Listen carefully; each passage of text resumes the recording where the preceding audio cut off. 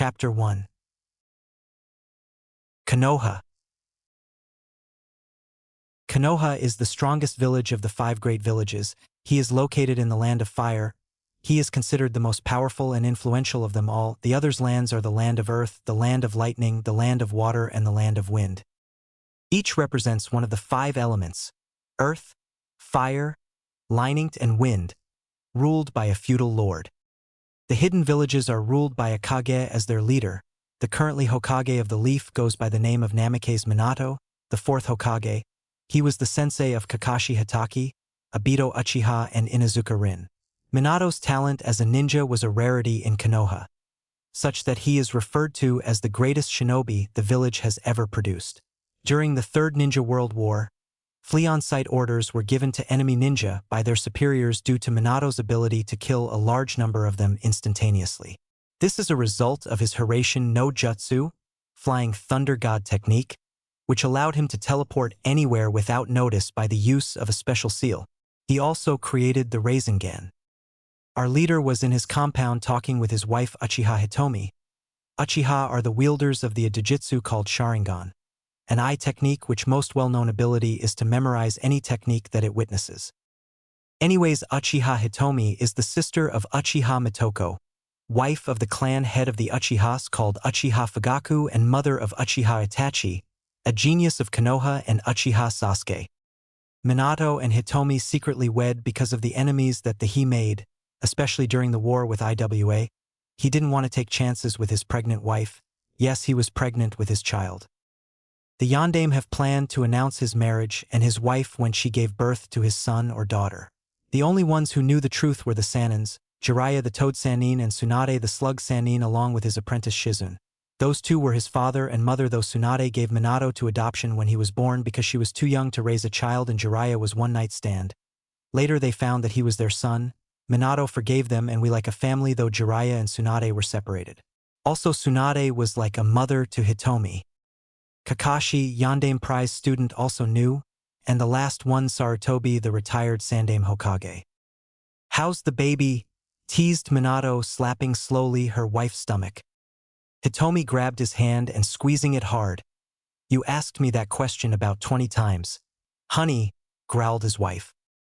Minato faked pain and tears while pouting. "I just was worried about you," said sadly. Then Hitomi burst into laughs and replied, "You're such a child," while embracing him. "But you liked, isn't?" Returning the hug, his wife smiled and kissed him. Tsunade just arrived from the hospital and saw the two making out on the couch. "Get a room," joked her. The two of them immediately gulped in fear and broke the hug, among other things making the Slug Sannin laugh. The 3 of them sat there and began to talk while eating something. Later, Hitomi returned to the Uchiha district, hiding her pregnancy with a high jinjutsu that Tsunade taught her. She arrived at her house. She was currently alone there. Her parents died. His sister Mitoko offered her to live with her family, but she declined. They have good relationship. They were well-known ANBU years ago, but no, they were retired. She turned her head when she noticed someone behind her to find her sister smiling. "So how was today, Minato?" said in smiling Mitoko. Hitomi sighed as she invited her to come inside. But the good days always come to the end. 2 months later. The greatest Bijou, the lord of the hell called Kyubi, a giant fox with 9 tails, was ravaging and killing along the Land of Fire, and his current target was Konoha. Minato was trying to find a way to stop the monster, sealing the fox into a newborn baby, so he carried with that plan. He told Sarutobi and his wife what he was going to do. Neither to say that Hitomi was extremely pissed with him. He was going to lose his husband, but he was going to sacrifice his child as well. The day of the sealing. "Don't falter. We cannot let this monster enter our village. Hold it off until the Yondaime arrive." Shurikens and kunai knives rained on a monstrous, 9-tailed fox. The crimson, cat-like iris narrowed and the demon roared, ferociously proceeding to rip apart a team of Jounin shinobi whom were daring enough to stand in its way. The demon bared its fangs, a fireball forming in its mouth. The dark forest flashed crimson, blood-red flames licking the trees, a forbidding imitation of hell. Screams of dying shinobis sliced through the night. The Yondaime was pacing in his office. It wasn't that he couldn't hear the cries of the frightened young children or the Jounins barking commands of evacuation. It wasn't that he didn't notice the surrounding forest of his village going up in flames either. He watched through the broad glass windows of his office, gritting his teeth as he saw the thicket of smoke obscuring the battle. His colleagues and friends were there. His only living student was probably at the battle too. Yondaime clenched his fists with indecision. He knew that he had to do something. During all of the years in his life, especially in the Great Shinobi Wars, he had witnessed many shinobis die. Many he had slaughtered with his own hands. Others were people whom he knew and grew up with that the cycle of wars had cruelly stolen away. Among the dead was one of his students, Uchiha Obito. His other student, Inuzuka Rin, had been missing since Obito's death, and he did not want his genius student, Hatake Kakashi, to die. The Council of Elders stated many times that shinobis were only tools of war and nothing more. He, as a Hokage, should know that best. After all, weren't the Kages supposed to be the best of the best, godly, compared to the other shinobis? Yet here was one of the legendary Yuma, wreaking havoc in his village, and he can do nothing at all to help his subjects. Tonight his wife would give birth to his unborn son.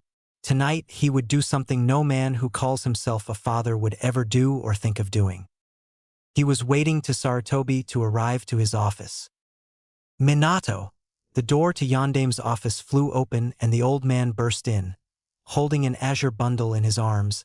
"Here's your son," said as he gave it to him. The old man gently laid the child in Yondaime's arms. The child was crying now, frightened by the bright lights in the office. Yondaime cradled the newborn, gently stroking the dark yellow hair. Sky blue eyes met black eyes. The child instantly stopped crying and smiled. Yondaime smiled too. His mother was also in the boy. Then Minato looked at Sarutobi. "How's Hitomi?" Sarutobi looked at the ground in pain. "I'm sorry she died after giving birth to your son." Yondaime froze. "Hitomi dead, why is there so much death tonight?" Though Minato. "What is his name?" asked Sarutobi. Then the Yondaime replied Hitomi wanted to keep in secret at the last moment. "His name is Naruto." Sarutobi looked at him in surprise. "Ramen?" asked the old man. Minato sweat dropped, more like the maelstrom. Sandaime laughed at Minato antics. "Minato, are you really going to use that seal?" The old man question snapped him back to reality. Yondaime's eyes narrowed and slowly he nodded, confirming the other man's suspicions. There was no time for him to stay with his son. Now that he had the key to the demon's demise, he resolves to use it, even if it is his own flesh and blood. He nodded. "I want my son to be treated like the hero he is," said while leaving, said Minato. Then Sarutobi answered, "It shall be done." Then the Hokage replied, "You will have to do the paperwork for me now." Joked. Sarutobi sighed, "Good luck." "Brat, move out of the way." An angered Chunin shouted at a gray-haired boy whom refused to budge from the door. "Sensei! Sensei!" the child shouted. "What's a brat like you doing in the Hokage's building?" the peeved man demanded. "I told you already, idiot. I want to see my sensei, the Yondaime Hokage. Who are you to talk anyways?" the boy retorted. The Chunin seemed to register that he was called an idiot by someone half his age. "You obnoxious brat." A terribly aimed punch was blocked by a kick from the youth. The boy seemed ready to counterattack when a certain someone spoke out. "Kakashi, pray, what in the world are you doing?" Yondaime raised a golden eyebrow at the youth. He was at the top of the stairs, a look of concern on his face.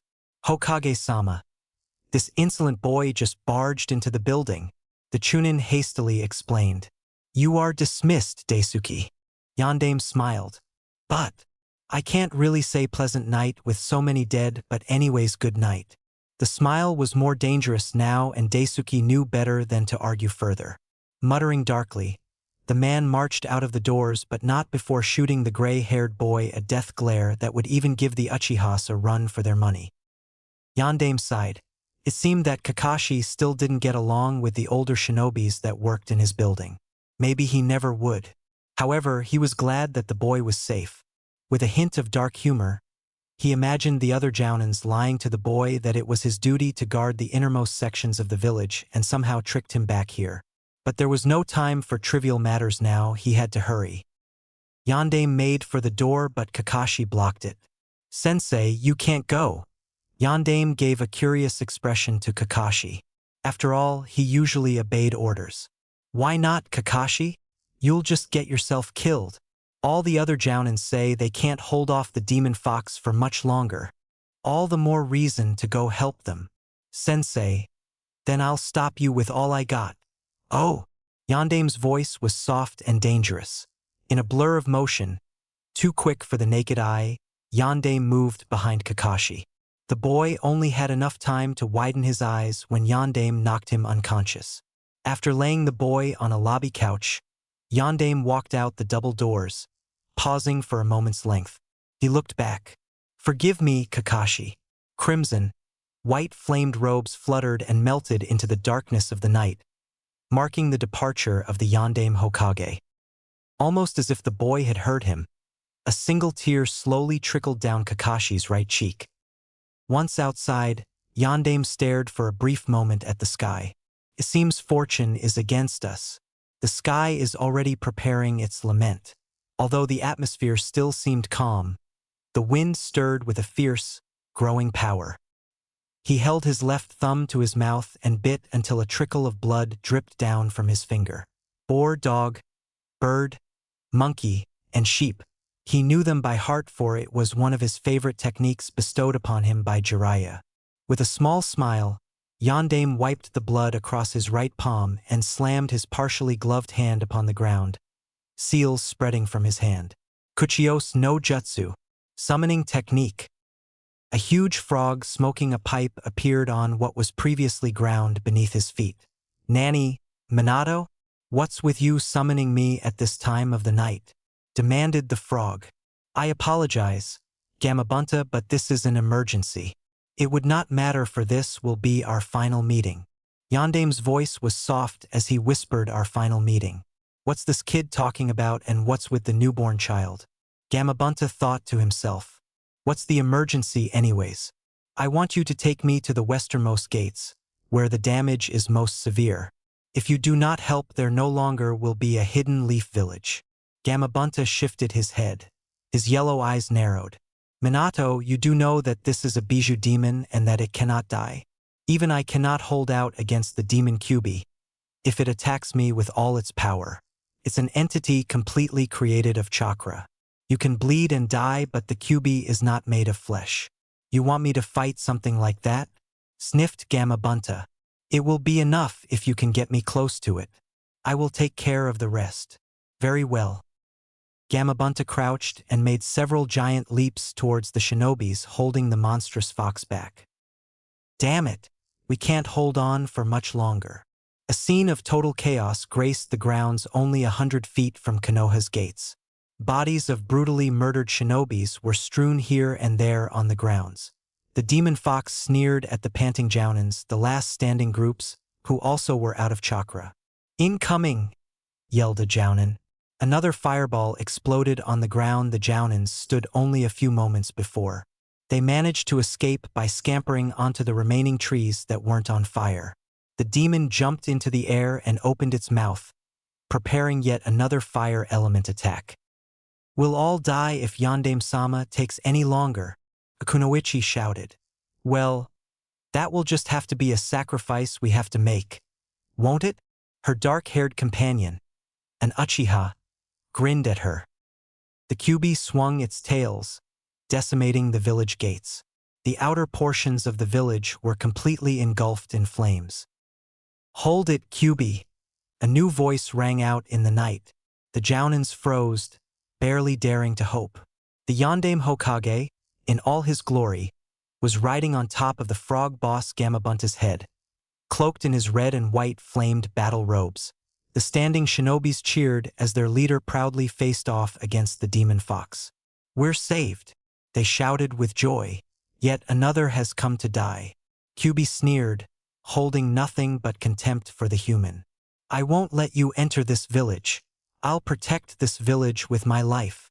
Kyuubi responded by sending another storm of fire, Gamabunta dodging only the second before. Now Bunta! The huge frog leaped to the fox's right side, dodging a torrent of flames which scorched a portion of the forest the Shodaime himself had grown. Yondaime winced. If the founding Hokage was still alive, he, the Yondaime, would have been a very miserable man. But he did not have time to worry about the Shodaime's trees. If Konoha survives, future generations can always grow it back. Yondaime, being as distracted as he was, did not notice several of Shodaime's trees flying at them. The fox had uprooted at least a good quarter of the forest with its many tails. Gamabunta countered with a ball of water strengthened with molded chakra. The two attacks collided and a fine mist spread over the battlefield. Yondaime gave the signal and the frog boss took advantage of the distraction, tackling the fox from its blind side. Gamabunta latched himself onto the fox, desperately trying to avoid falling off. Minato, you know very well that I don't have any claws or fangs to hold on for much longer. The frog boss grumbled as he struggled to keep his hold on the flailing fox's back. But the frog boss did not have to say anything more. The Yondaime had already removed the blankets from the baby and was forming frantic hand seals. Oh, so now even he resorts to that technique. To use the child as a sacrifice, humans are so interesting. Gamabunta mused to himself. How unfortunate. He could have been even greater. Yondaime suddenly stopped before making the final hand seals. He held the baby close and spoke aloud. Bunta, this child is my son and is called Naruto. He will be the new hero and protector of Konoha. Bunta opened his mouth to make a retort but closed it when he realized that was the teenage Hokage's final wish. No, his final will. Yondaime gazed sorrowfully into his son's eyes. I'm sorry, Naruto. I won't be able to watch over you. Please, don't hate me for this. Yondaime closed his eyes. I wish farewell didn't have to be so bittersweet. Master Seal, Shiki Fujin, a ghostly spectacle of the death god appeared behind Yondaime. The shinobis watching the battle couldn't see the Shinigami, but Yondaime felt the cold hands grip his soul. The fox gave a terrible roar that shook the very foundations of Konoha. Light engulfed the battlefield. Sarutobi grabbed the child. He looked at him and he froze. The Sharingan stuttered. Red eyes with 1 comma on each eye were glancing. It seems sealing the Kyuubi in it make him awaken his Jujutsu. This is bad. If our enemies know, they will try to kill him or kidnap him, and if the council knew his heritage, they will want to transform him in a human weapon. I will have to seal it. As he rushed to the office. Tsunade and Mitoko were trying to find the Sandaime. They were broke when they found that Hitomi was dead. They decided to go the office. Hokage Tower. Sarutobi placed at high-level seal, blocking the Sharingan. Naruto appearance changed. Now his hair was yellow bright and have blue eyes like his father. Also the Sandaime noticed had 3 whiskers marks on each cheek. Then Danzo, Hamura and Koharu barged into the office. Sarutobi sighed, knowing what was coming. Tsunade and Mitoko arrived at the office to hear, and oh, Yondaime last wish was Tio threat this child is the hero he is. The 2 womans fell a pang on their herd. Minato dead though? They barged into the room. Sarutobi-sensei, where's Hitomi child? Asked Tsunade. The 3 counselors looked at her strangely. Sandaime froze. I'm sorry he died, lied. Tsunade and Mitoko began to sob. And Minato? Asked Tsunade within sobs. Sarutobi looked down. He sacrificed himself, sealing the Kyuubi into this child. He named him Uzumaki Naruto. His last wish was to treat Naruto as the hero of Leaf. Tsunade burst into tears as well as Mitoko. They nodded and left. Later Mitoko found that his husband died in the attack too. Mitoko, I'm leaving Konoha. I lost too many people. Now that my grandson is dead too. It's too painful. I promise I visit sometimes, said Tsunade with a few tears. Mitoko, sobbing as well, nodded and hugged her. 2 days later. Hokage-sama. I will not kill the child, and that is the end of this discussion. Sarutobi slammed his fists into the table in front of him, face venting with anger. Hokage-sama. That child is the container of the demon fox. How will you know that he won't turn on us? Reasoned Hyuga Hayashi. Hayashi, I would have expected a sensible adult like you to understand. He's a child, a newborn, and you and the rest of the council support his execution." Sarutobi lit his pipe and took a deep breath to calm down. His voice was surprisingly calm as he spoke again. "I'm disappointed. What happened to the kind people of Konoha who look to each other as their own family?" Silence. No one dared to answer. "I will like to raise him as the ultimate weapon of Konoha," said Danzo. Then Sarutobi glared at him. "I told you that Naruto will live like a normal person." Then members of the civilian council began to protest.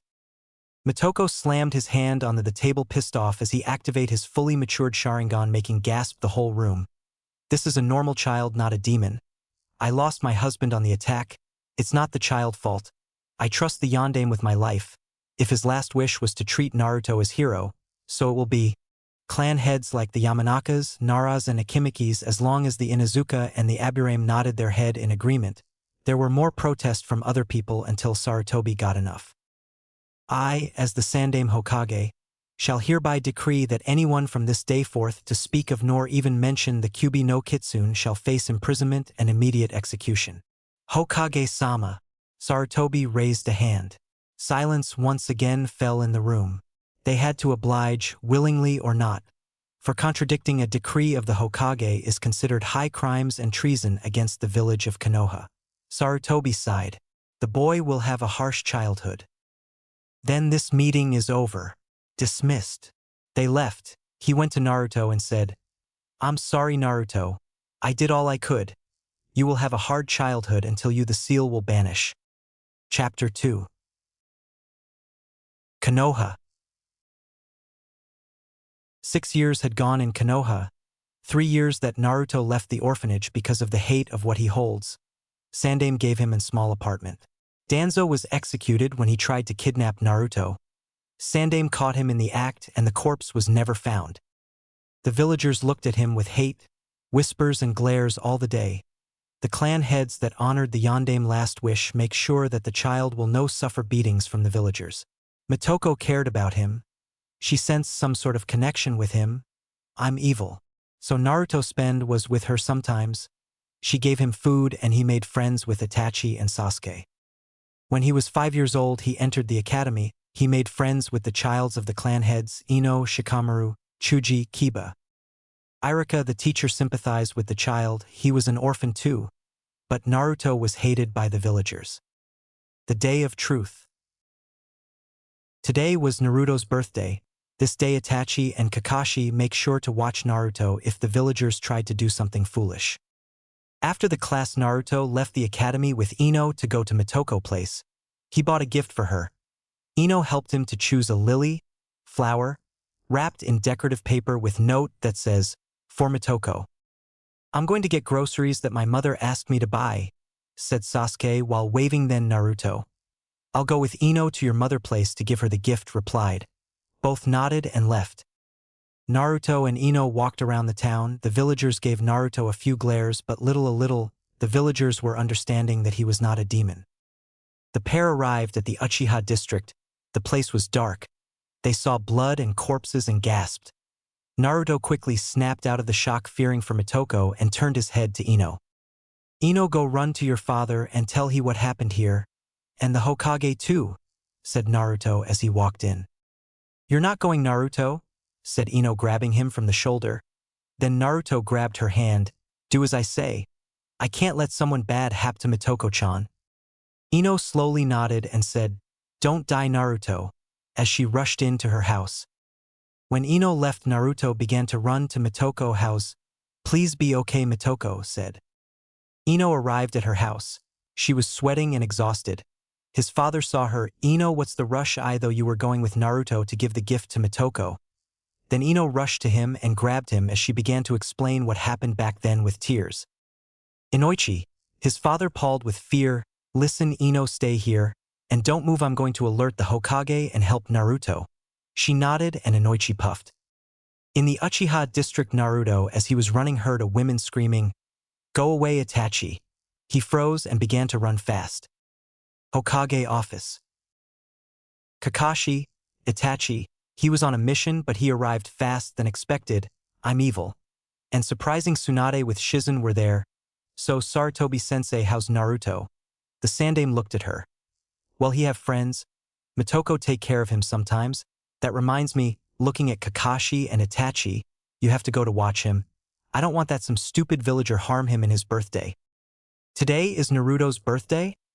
Asked Tsunade in shock. He nodded. Then, when they're about to leave, when Inoichi barged into the office. Sandaime raised an eyebrow. Inoichi, what's with the rush? Asked. Then Inoichi replied, Hokage-sama. As he explained what his daughter told him, all stared at him in shock. Foolish Naruto, growled Sandaime. We're leaving now. Finished. I'm coming too, say Tsunade. All rushed to Uchiha District. Uchiha District. Naruto saw Motoko on her knees in a corner. He saw Itachi on his umbu gear with his kodachi in his hand. Our blonde hero jumped in front Motoko. Motoko saw the blonde and gasped, Naruto?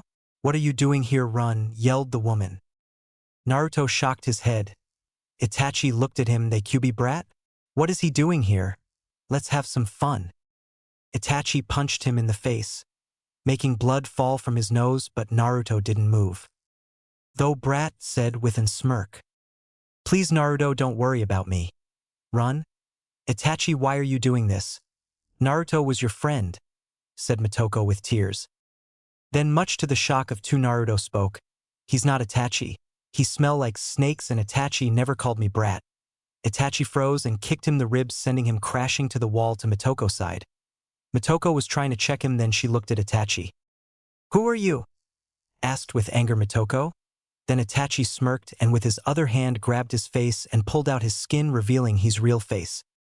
Motoko stared in shock and anger. Orochimaru yelled, Yes, and now you're going to die, moving his kodachi. Naruto slowly began to slip into unconsciousness while yelling inside his mind, No, I don't want Motoko to die. Sandaime, Itachi, Kakashi, Inoichi, Tsunade and Shizen appeared inside the Uchiha district. They saw Sasuke staring at the corpses. Sasuke, what are you doing here? Asked Itachi. What happened here, Aniki? Asked Sasuke. Where's Naruto? Continued then Itachi. We don't know, stay close to me, replied. Then all they heard Motoko voice yelling, Orochimaru. They all froze, but Sandaime and Tsunade growled in anger.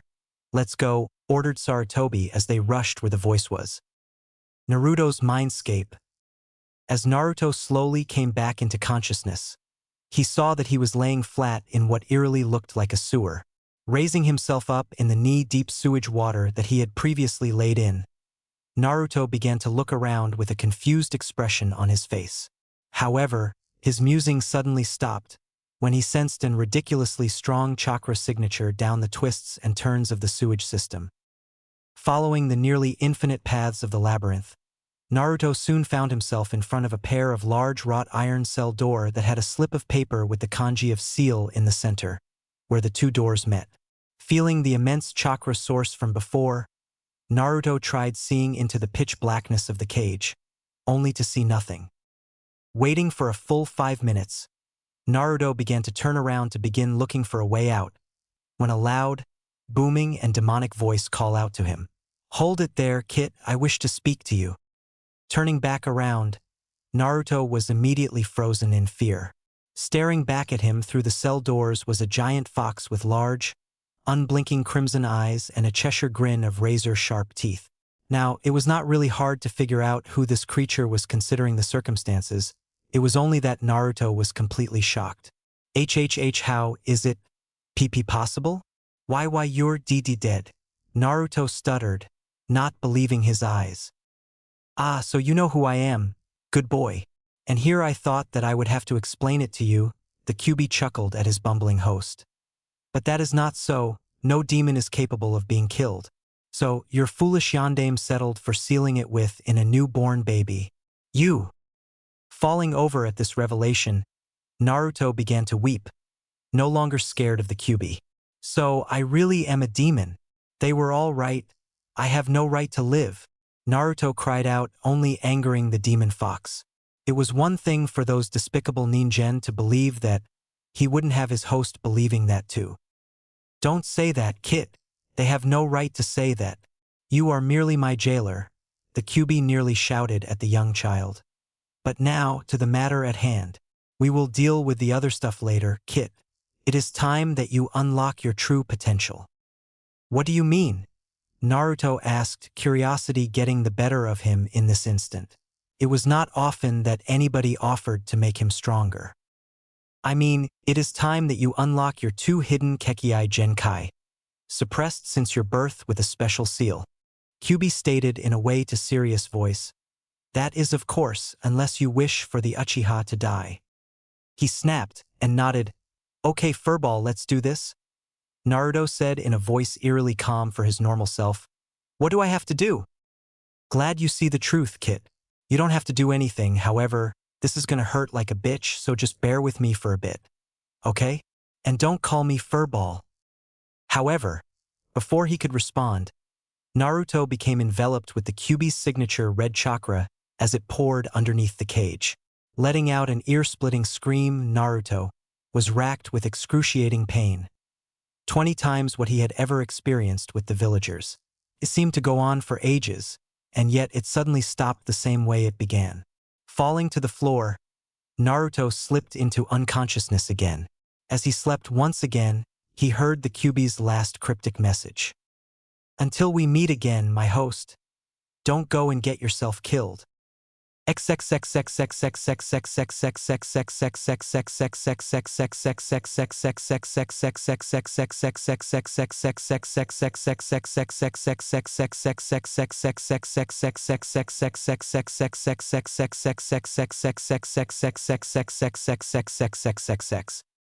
Real world. Orochimaru moved his hand to stab Mitoko with the kodachi, but there was a blinding flash of crimson that blinded him along with the woman. He stopped when he noticed that he stabbed her. When the flash disappeared, Mitoko and Orochimaru stared in shock. Naruto got in front of the kodachi and got stabbed in the chest, piercing all the way to his back. Naruto, yelled Mitoko with tears in his eyes. Orochimaru watched in shock at the new Naruto. He had grown 2 inches. His hair, instead of the incessantly bright golden blonde locks that had once rested as a mop might on a stick, bad analogy. His hair was darker, bordering on dark yellow, but not quite reaching it. It was certainly darker, and longer, and unruly. But that froze Orochimaru was that instead of his blue eyes, he have red eyes with 1 coma on each eye. Sharingan, set in what? Stuttered Mitoko. Sandame and the others appear to watch the scene in shock and horror. Brat, gather chakra in your hands and slam them in the ground, said QB. Orochimaru was too much in shock that he released his hand from the sword. Naruto did as he told. Then a big branch appeared from the ground, striking the freak in the chest, sending him flying to the opposite side. Mokutan stuttered, all the people who knew. The bastard lied. He told me that the child died, though Mitoko in anger. Sarutobi quickly make hand seals and yelled, Katan. Karyuden, fire release, fire dragon missile, and a dragon made a fire spout from his mouth to the snake freak. It hit him and burned him. When the fire disappeared, he burned the disguise and all looked in shock at him. Orochimaru, growled Tsunade and Sarutobi. Orochimaru smirked, looking at Naruto, who was in Mitoko arms. Who would guess that the fox brat had the Sharingan? All froze at that. And the Mokutan. Things are getting interesting. Until we meet again, my friends. As he left in puddle of mud. The people rushed to Mitoko and Naruto. First they stared at the Sharingan in Naruto's eyes. Sandame froze. Mitoko saw Tsunade. Tsunade, heal him, said. As Tsunade began to pull out the sword and heal him with a medical jutsu. Naruto coughed blood, making them all worried. The furball did. He said that if I wanted to save her, I have to get rid of special seal that was holding the 2 bloodlines. While coughing blood, they all froze. Don't talk, Naruto, said Mitoko while grabbing him. Meanwhile, Tsunade was healing him. Naruto deactivate the Sharingan, revealing his black eyes, making the crow gasp and fall unconscious. Then Tsunade, Mitoko and Kakashi glared at Sarutobi, who looked sadly. You bastard, you told us that Minato and Hitomi child died, growled Mitoko. Inoichi, Itachi and Sasuke, though at the same time he's the Yandame's son? And his mother is Mitoko's sister? Why we wasn't told? I left Konoha because though he died, I could have stayed with him or taken with me, growled Tsunade this time. Then Kakashi, I was supposed to be his godfather, replied. Sarutobi sighed. Listen, now is not the time for this. I'll tell you after why I did that. The three just glared at them. Sarutobi turned to Itachi. Gather the Umbu to find if Orochimaru left already, and to clean this mess. Sasuke approached to Motoko. His mother saw him and hugged him. Oh Sasuke, I'm so glad you're okay. With a tear, is Naruto okay? Asked the little Uchiha. I think so, said his mother with a smile. So Naruto is family? Asked Sasuke with a smile. Yes, he's your cousin and my nephew. All hear that. Tsunade finished healing her grandson. He's unconscious, but she's all right now. The bastard old man, he's going to pay for not telling that he was alive. Then Motoko noticed someone in the floor with a paper. For Motoko, write on it. What is this? Asked the woman. Sasuke noticed. That's the gift Naruto bought for you. He was going to give it to you today, exclaimed. Then Motoko opened and gasped at the flower. She opened the letter and read, for taking care of me. A few tears ran down her cheeks and kissed Naruto in Tia's forehead, whispering thank you. All smiled at that. After a few hours, the Umbu cleaned all the mess. The news about Orochimaru killing the Uchihas took hard. But the most impressive thing is that Naruto saved Motoko from death. Later at the tower, Itachi, Inoichi, Tsunade, Shizune, Kakashi and Naruto, now awake and slightly nervous, stood in the office in front. What a mess you caused, Naruto, said the Hokage with a sigh. Then Naruto stuttered. Did I do something wrong? Motoko immediately hugged him. No, you saved my life, you did good. I'm proud of you. While she and the others glared at the Sandaime, who stepped back. Sandaime took a box from his desk. Take this, Naruto. This is for you. This was supposed to happen when you made Genin. The others continued to glare at him while Naruto took the box and slowly opened. Then Naruto noticed that it was mostly full of scrolls. He noticed that something was under the scrolls, but he couldn't see what it was. And he also noticed some oddly designed three-tipped kunai. On top of the scrolls was a letter addressed to him. He opened the letter and slowly read it. Dear Naruto, if you are reading this letter, then it has decided that it is time for you to know about me. But before we get to that, I must tell you that as soon as I am finished writing you this letter, I am taking you to battle with me, and I will defeat the Kyuubi by sealing him inside of you. I am sorry, my son, but this was the only thing that could be done to defeat the Kyuubi. And a newborn infant is the only thing strong enough to contain the Kyuubi. If you haven't yet come to this conclusion, my name is Namikaze Minato, the Yondaime Hokage, and you, Naruto, are my son. If you are upset because this was kept from you, then I am sorry, but it was necessary to protect you. Because my part in the war, I have earned the hatred of the entire nation of IWA. If it was public knowledge that you were my son, then it is quite possible that you would not be alive to read this letter today. Your mother was Uchiha Hitomi, and lovely woman that loved you with all her heart. Being half Uchiha, it makes a probability that you get the Sharingan, the Uchiha Dojutsu. Also, being my mother, the granddaughter of the Shodaime, you could get the Mokuton bloodline. So until you are strong enough to protect yourself and those precious to you, it must be kept secret. I wanted you to be seen as a hero for containing the Kyuubi, but demon vessels are always looked upon with hatred, so that might not have happened. Either way, son, you are a hero. Every day you are alive, you keep the Kyuubi from destroying your home. If you didn't already know this, your father was quite the shinobi, and it is my dream to have you one day surpass me. Inside this box are scrolls containing many of my techniques. There are also some of the kunai to perform my greatest technique, the Hiraishin. That technique was what earned me the name Konoha's Yellow Flash. The actual scroll for this technique I have left with one of my toad summons. Jiraiya will let you have it when he thinks you're ready for it. I left scrolls with a lot of jutsus that I want you to learn.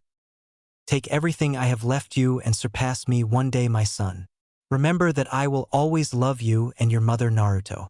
Well, I'm off to seal the Kyuubi, become a good man and make me proud. Your loving father, Namikaze Minato. It was almost too much for him to take in. He was the son of the fourth Hokage and Uchiha Hitomi. He was sobbing as he read the letter. Tsunade and Motoko embraced him to calm him down.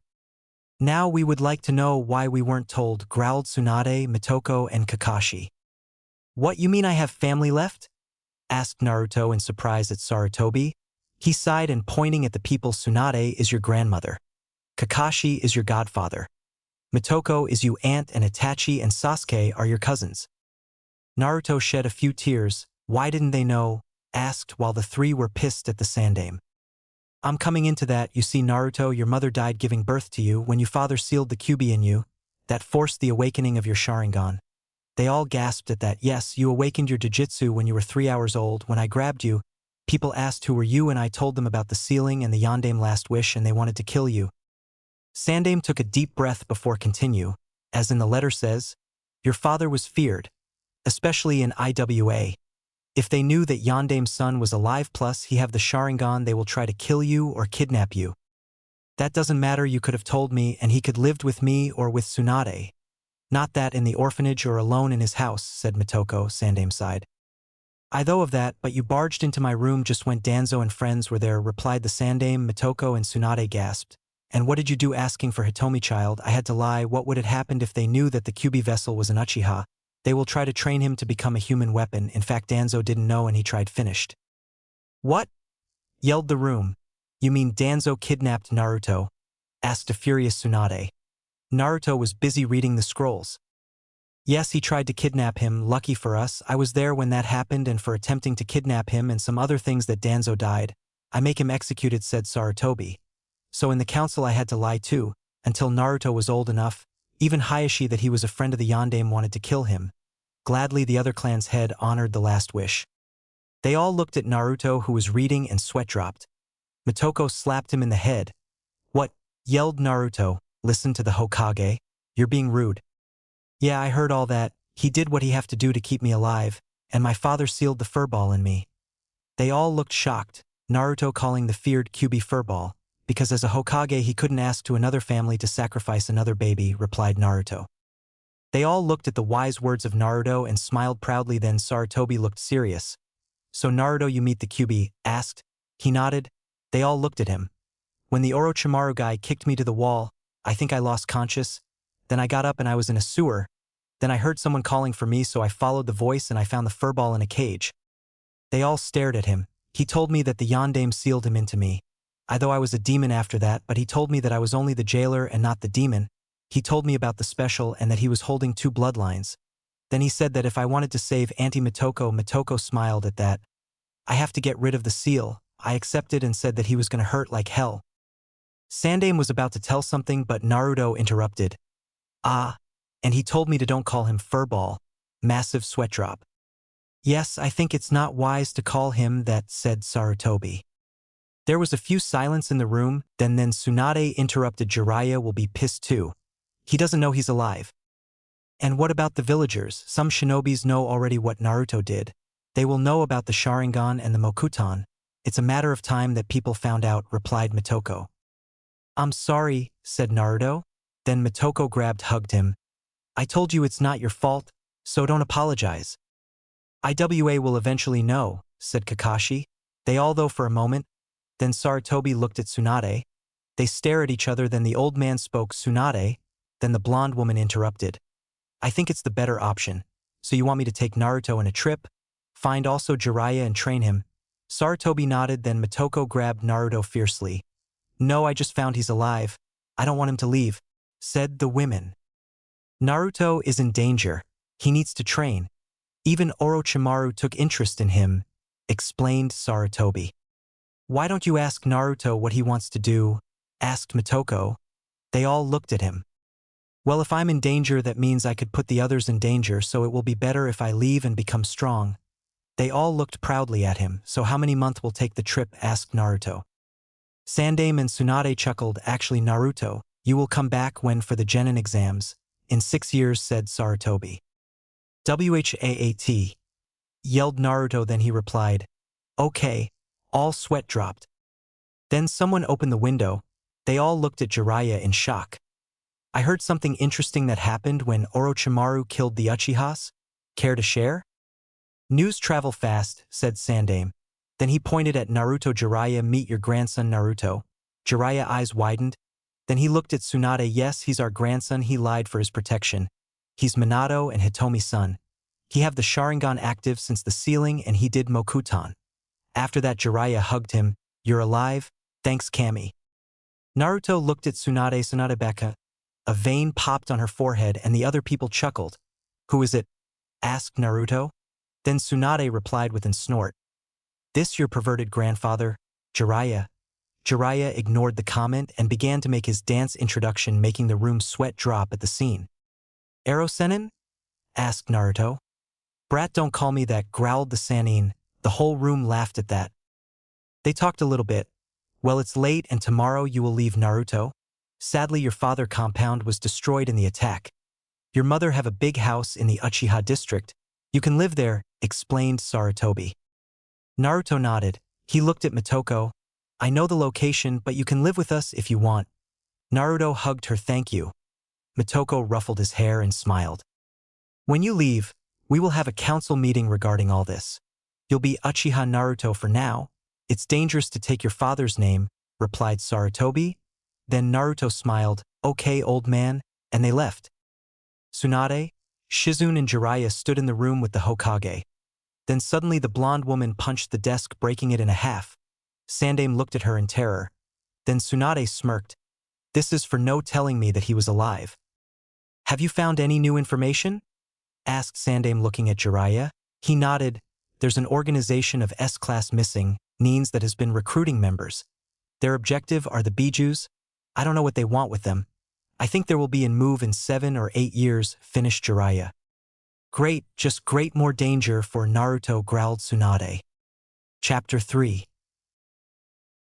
Konoha. The day after the massacre left a bad taste on each people's mouth. The villagers were sad at the news, but not all were bad news. 3 Uchihas were saved, and one of them the clan head by the supposed demon boy. Not only that, the news told that actually he was an Uchiha as well. Currently Naruto was sleeping in the Uchiha compound where Motoko and his sons' lives. Naruto heritage took a lot of them. Itachi and Sasuke were happy that Naruto was family and he saved their mother. Motoko entered the room to find her nephew sleeping. She smiled thinking about what happened yesterday or how he nearly died for her. She brought an Uchiha dress for him. Naruto, wake up. While moving him a little, z, was his reply. Motoko tried to wake him up. At the end she got pissed. Naruto, wake up, yelled. What? Yelled the dark blonde. He got slapped in head. You idiot. Tsunade and Jiraiya will be in the gates waiting for you in 10 minutes. Oh, it's true. He went to look for his orange jumpsuit and panicked. Motoko smirked. If you're looking for your horrible orange dress, I'm happy to inform that I burned it. Naruto looked at her in horror. What I'm going to wear now? I can't leave in pajamas. Motoko shocked his head and smiled. Here, take this. As he gave him the dress, Naruto's eyes widened and hugged her. Thank you. You're an Uchiha now. You can't wear that ugly color, replied Motoko. Orange is not ugly, growled Naruto. Then Motoko replied, Orange is ugly, ugly, ugly. At the end, both of them laughed. Then suddenly she hugged him. I'm going to miss you so much. Don't do anything stupid and train hard, said Motoko. Of course, Auntie, replied Naruto, hugging her. He dressed himself. It was a black Uchiha dress, a black vest with sleeves near the elbows, with the Uchiha symbol on his back, and a black ninja pants with black ninja boots as well. Motoko smiled at the sight. What a change. You will have trouble with fangirls when you return. Naruto raised an eyebrow. What's a fangirl? Dense as always though, Motoko with an smile. Girls that like you? Like Ino? Smirked. Then Naruto blushed. Ino-chan doesn't like me, replied. Then Motoko laughed. Yeah. Keep saying that. Naruto just looked away.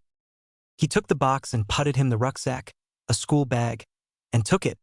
Then Motoko gave a scroll to Naruto and said, In this scroll it explains the Sharingan and how to train it.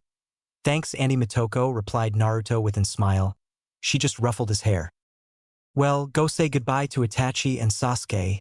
They're eating breakfast, explained Motoko. He nodded. See you in 6 years. Auntie, replied, hugging there. She shed a few tears, of course. Have a nice trip. And he left the room, leaving Motoko there in her thoughts. Naruto went to say goodbye to his cousins. They already knew that he will be leaving.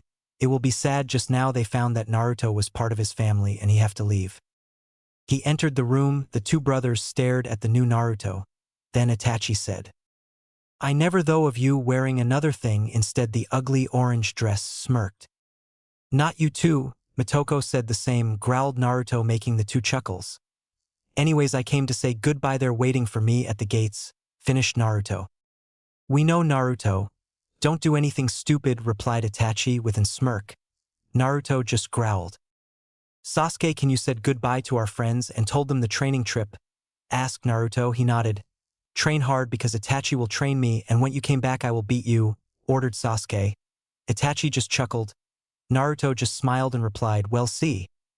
Anyways goodbye, finished our blonde waving while leaving.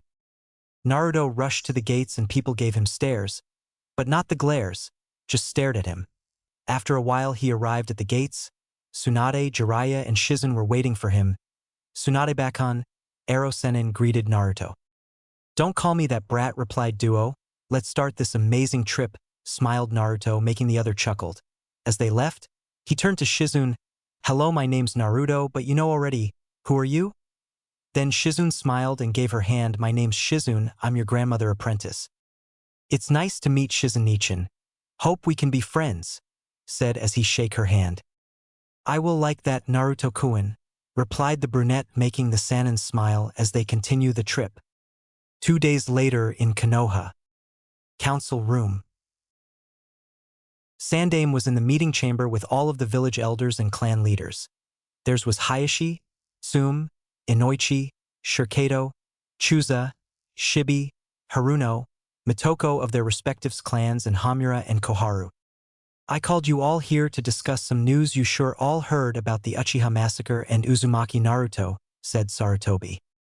Hayashi was always in the Hyuga complex so he didn't hear it, just that Orochimaru massacred the Uchihas. What has done the demon boy now? Asked Hayashi. Then all looked Motoko with his Sharingan active throw a kunai to him cutting a piece of hair from his hair.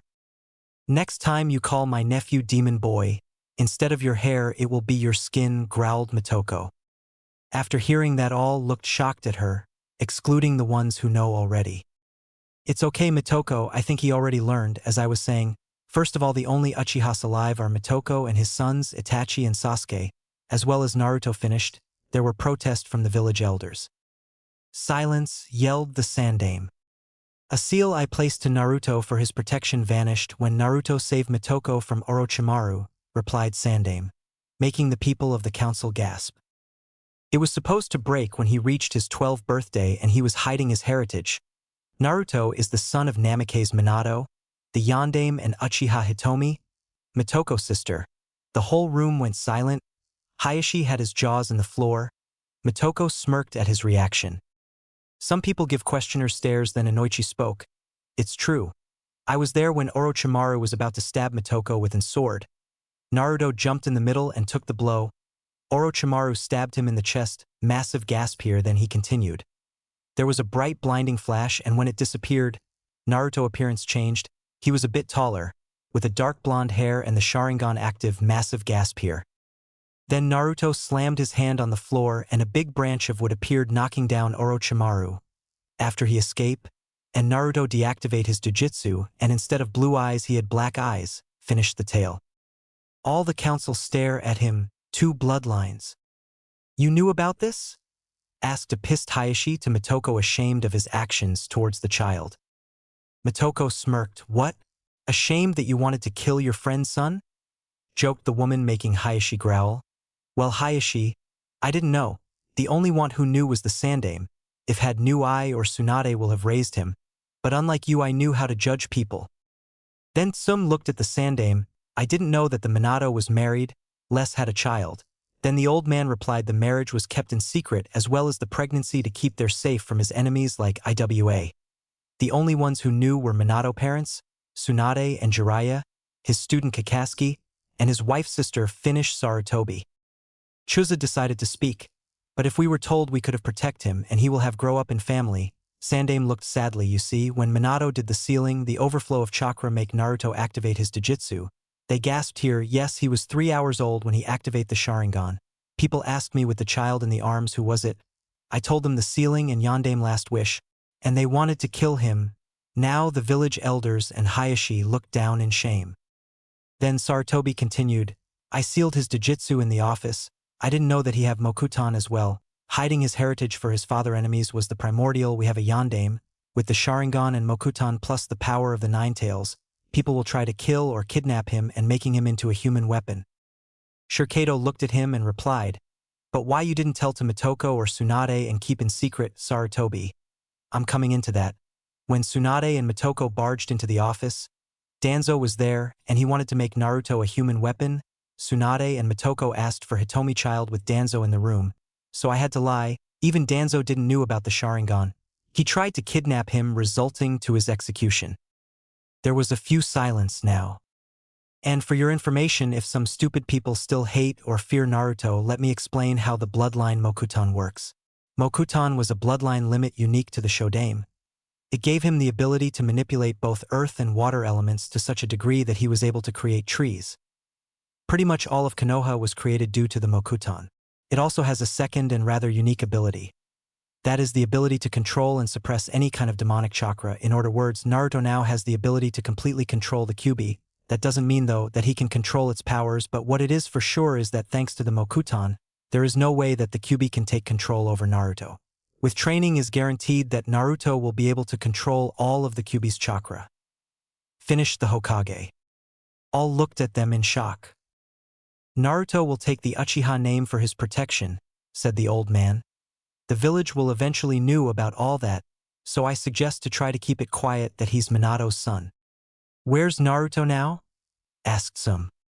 Tsunade and Jiraiya took him with my approval into a 6 years training trip until the Genin exams for his protection. I don't want to take any chances. Event Orochimaru, when he saw what Naruto did, was interested on him. They talked a little bit concerning other matters and Sarutobi dismissed the meeting. Far away from Konoha, Naruto and the others were walking to his next destination. Then our blonde remembered the scroll that Motoko gave him. He pulled it out and began to read. Tsunade raised an eyebrow. What are you reading, Naruchan? Yes, Tsunade began to call him that. He didn't mind. Well, Motoko gave him this scroll that explains the Sharingan and how to train with it, replied the blonde. Why don't you read us so I can help you? Asked Tsunade. Naruto nodded with a smile. The Sharingan, copy will eye, is a special type of eye that naturally appears in some of the members of the Uchiha clan. The Sharingan allows the user a number of abilities and is a dojutsu, pupil technique. One of the things Sharingan can do is that it can perceive and copy ninjutsu, ninja techniques, genjutsu, illusionary techniques, and taijutsu, hand-to-hand techniques, with perfect accuracy and allow the user to use the techniques, as long as they have the necessary resources like chakra, to do so. Second, it is capable of a unique brand of hypnosis that involves suggesting actions and thoughts to the opponent. Third, it can see through genjutsu, the level of which is possibly dependent on the user's skill. Fourth, it has the ability to predict an opponent's movement, as well as allowing sight of fast-moving objects with great clarity. In order to copy a jutsu, one has to have the physical ability to perform the technique. For example, they have to have the needed amount of chakra, stamina, agility, and/or strength in order to perform said technique. In addition to physical skill, the Sharingan cannot copy any other bloodline abilities or summon a creature the user has not made a contract with, because the user of the Sharingan has to have the same blood of the other summoning user. The Sharingan does not automatically appear from birth in a user. Instead, it will usually appear when the user is in a life-threatening situation, where the power of the Sharingan will save the user. After this first appearance, the user can then call up the Sharingan anytime he or she pleases. Sharingan with 1 tomo. This type of Sharingan has 1 tomo. It allows the user to perceive motions. Sharingan with 2 tomo. This type of Sharingan has 2 tomo. It allows the user to perceive motions as well as be able to copy the motions perceived. Sharingan with 3 tomo. This type of Sharingan has 3 tomo. It allows the user to perceive motions, copy the motions perceived, and predict motions. Your Sharingan is the first one, Naruchan, replied Tsunade. Naruto could only stare in awe at what he read. It's a powerful jujutsu, said the blonde. Indeed it is. With 2 tomos you can copy jutsus. It's a feared and respected bloodline, replied his grandmother. Naruto continued to read the part of the training. After a few minutes they arrived to the town. They bought him a weight suit for training and some other things. They arrived to a clearing. Well, Naruto, your training starts today. We will teach in the art of being a shinobi. We will training you chakra control, taijutsu, ninjutsu, genjutsu, history, strategy, weapons accuracy, and your bloodlines, as well as other things. Then Naruto began to protest when he heard history and strategy, saying how boring it was. Tsunade got tired and smacked him to the ground. Don't complain, Naruto. He sighed and the torture started. 3 years later. Naruto and company were currently near Sunagakure this time. Naruto has wind affinities for primary element, and fire for second, so they went there because Suna has the most wind affinity in all the countries. Naruto, there's someone like you in Suna, said Tsunade while walking. Jiraiya was busy reading something. You mean a demon vessel? Asked Naruto. She nodded. I didn't know there was more like me, replied our blonde. There are a total 9 demons, so they can be 9 demons vessels. The one in Suna holds the 1 tail. In Kumo there's a girl that holds the 2 tails, as she continued. Cool, I hold the strongest. I'm so cool, said a happy Naruto, but he quickly got smacked in the head by Tsunade scolding. That's not a good thing. Then he replied, you're no fun Bachan. That he earned a pound to the ground. His seal could be a little unstable, so the pervert will check it, replied the blonde woman, making Jiraiya scowl. They walked a little bit and arrived in Sunagakure, the hidden village of sand that was created in the land of wind. 4 people received the Sanins along with Naruto and Shizune. I'm not describing them. It was Baki, Temari, Kankuro, and Gaara. Hello, Tsunade-sama, Jiraiya-sama, polite greeted. They returned the bow. The 3 kids stared at Naruto. Temari, he's cute, though with a blush. The other 2 didn't know what to think. Naruto looked at Gaara and then looked at his grandmother. Is him isn't? Asked. The other gasped. Tsunade nodded with a smile. Naruto walked over them. Hello, my name's is Naruto. It's nice to see you, someone like me, as he went to shake his hands. Naruto did without asking, and Gaara and the others were too stunned. And even more stunned when Naruto shake Gaara's hand and the sand didn't react. Then Temari stuttered, you're a demon vessel too. Naruto nodded with a smile. Baki looked at Tsunade in surprise.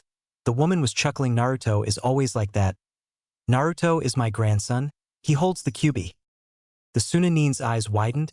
Then Gaara replied, you're like me? Naruto nodded with a smile. Yeah, but it seems that your seal is a little unstable, so the pervert over here, as he pointed to Jiraiya. Brat, don't call me that, growled Jiraiya. Yeah, you're a denial, replied the blonde, making all chuckle. They talked a little bit and they went into a house. Jiraiya checked the seal and repared. Now you will not heard those voices that you said, you will sleep and you will control the sand better. All they gave him their gratitude, and the adults began to talk while Naruto was with the Suna kids. What's for, the fan? Asked Naruto, pointing at Temari fan. I used it in combat. I'm a wind user, so I have wind techniques that need the fan to perform it, replied Temari. Then Naruto exclaimed excited, that's cool. I'm a wind user too, making the blonde girl blush. They talked a little bit. The symbol on your back is the Uchiha, isn't? Asked Gaara. Naruto nodded. Yeah, my mother was an Uchiha. That's cool, you have the Sharingan? Asked Temari. Naruto nodded and he activated his Jujutsu, showing his red eyes with 2 comas on each eye. Yeah, Naruto Sharingan improved. They all stared in awe. After that he deactivate. They talked a little bit about the life in Suna and in Konoha. So wanna go play? Asked Naruto. Sure, they replied. Naruto turned his head to Tsunade. Bachan yelled to her, making her growl. What brat? Asked the blonde woman. I'm going to play outside with my friends, said a happy Naruto. Gaara was stunned when he called him friends. Okay, Naruto, don't go too far away. Then they left. Naruto spent several months in Suna. The Kazekage was impressed and happy by the new changes. Naruto continued his training there. Baki, in gratitude for helping Gaara, he taught Naruto the jutsu Kaze no Yaiba, Blade of Wind, a jutsu that makes a sword of wind capable of cutting nearly everything. Naruto and Temari got closer, like best friends. Temari liked Naruto, but he was too dense to notice. 6 months later. Naruto and the others prepared to leave. They were in the entrance on Suna.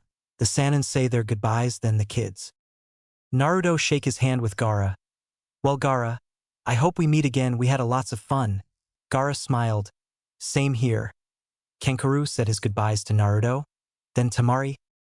Temari stared at Naruto as she was ready to cry. She groaned closer to the blonde idiot. Well, Tima-chan, I guess this is a goodbye, said Naruto with a sad smile. Then Temari hugged him more to his surprise and the others. We will meet again, Naruto-kun? Of course, Tima-chan, exclaimed Naruto. Come on, Naruto, we're leaving, said Jiraiya far away. Well, Tima-chan, goodbye, replied as he kissed her in the cheek. And he left. The girl was blushing and she was too stunned to reply, so she just stood there watching her friend leaving. So you and Temari? Asked an amused Tsunade, then Naruto smiled. Yes, she's my friend. We will meet again, I know. Dense as always though all the group. Listen, Naruto, you're too dense. I will have to teach in the arts of Saduk, explained Jiraiya, but quickly interrupted by a punch of Tsunade sending him flying as she said, You will not turn our grandson into a pervert, growled. 6 years after leaving Konoha. Naruto and company finished their training trip and went on his way back to Konoha. Our blonde grew a lot stronger. He knew a little of medical jutsus. He didn't like much to Tsunade displeasure. Mastered water walking. His taijutsu was a mix of Uchiha taijutsu and his father's style. He had a fully matured Sharingan with 3 commas on each eye. As for Mokutan, he learned 2 jutsus and how to trap his enemies with branches, or what he did to Orochimaru. Jounin speed and chakra reserves. Jutsus that Naruto learned. Katan, Hausenka no Jutsu, Fire Release, Mythical Fire Flower Technique. Katan, Gukakyu no Jutsu, Fire Release, Grand Fireball Technique. Katan, Karyuden, Fire Release, Fire Dragon Missile. Katan, Ryuka no Jutsu, Fire Release, Dragon Fire Technique. Futon, Daitapa, Wind Release, Great Breakthrough. Futon, Rankuden, Wind Release, Drilling Air Bullet. Kaze no Yaiba, Blade of Wind. Rasengan, Spiraling Sphere, though Tsunade didn't want Naruto to learn too soon. Haro Jizo, Needle Guardian. Kage Bunshin no Jutsu, Shadow Clones. Kawarimi no Jutsu, Body Replacement Technique. Henge no Jutsu, Transformation Technique. Moku Bunshin no Jutsu, Wood Doppelganger Technique. Mokutan Moku Johiki, Wood Release, Wood Locking Wall. Naruto had several physical changes, an extremely well-toned physique, loss of baby fat, and a new appearance altogether had ultimately made the man the top bachelor of his village for the past 5 years. Attractively tall and slender, Naruto had a feminine build, his dark yellow hair grown also. His style was the same type like the yondaime but more wheeled. Naruto was taller at least 2 inches more than Sasuke when he graduated in the Genin exams in the anime. He wore the same Uchiha dress, a black vest with sleeves near the elbows, with the Uchiha symbol on his back, and a black ninja pants with black ninja boots as well. He have a bag on his waist at this back that was kunai and shuriken pouch, and for the box with the scrolls and trige kunais, they decide that Tsunade will guard it until he needed. She was pissed at Jiraiya about the Rasengan. There's no way he will learn the Hiraishin this soon. Chapter 4. Konoha. 6 years later. Konoha was too silent without our favorite blonde and his pranks. The ninja population was already fond of Naruto thanks to the clan heads, but when they knew about Naruto's full heritage, bloodlines, and the Uchiha massacre, couldn't help but respect the blonde and looked at him with pride for standing against Orochimaru. The villagers knew that Naruto was an Uchiha and what he did in the Uchiha massacre. There were rumors about his fathers, but they didn't know exactly, so most of the population didn't hate him anymore except a few idiots. His friends missed him, their parents told them about his full heritage and what he did in the Uchiha massacre except the Kyuubi, and were stunned. Ino, after what his father told him, that he got stabbed saving Motoko, panicked, but she calmed down when he was okay. As for Motoko and her sons, also missed him, especially Mitoko, that she was worried about him. The group consisting of Tsunade, Shizune, and Naruto arrived at the gates. Jiraiya leaved for spy on Oto. Halt, state your name and purpose.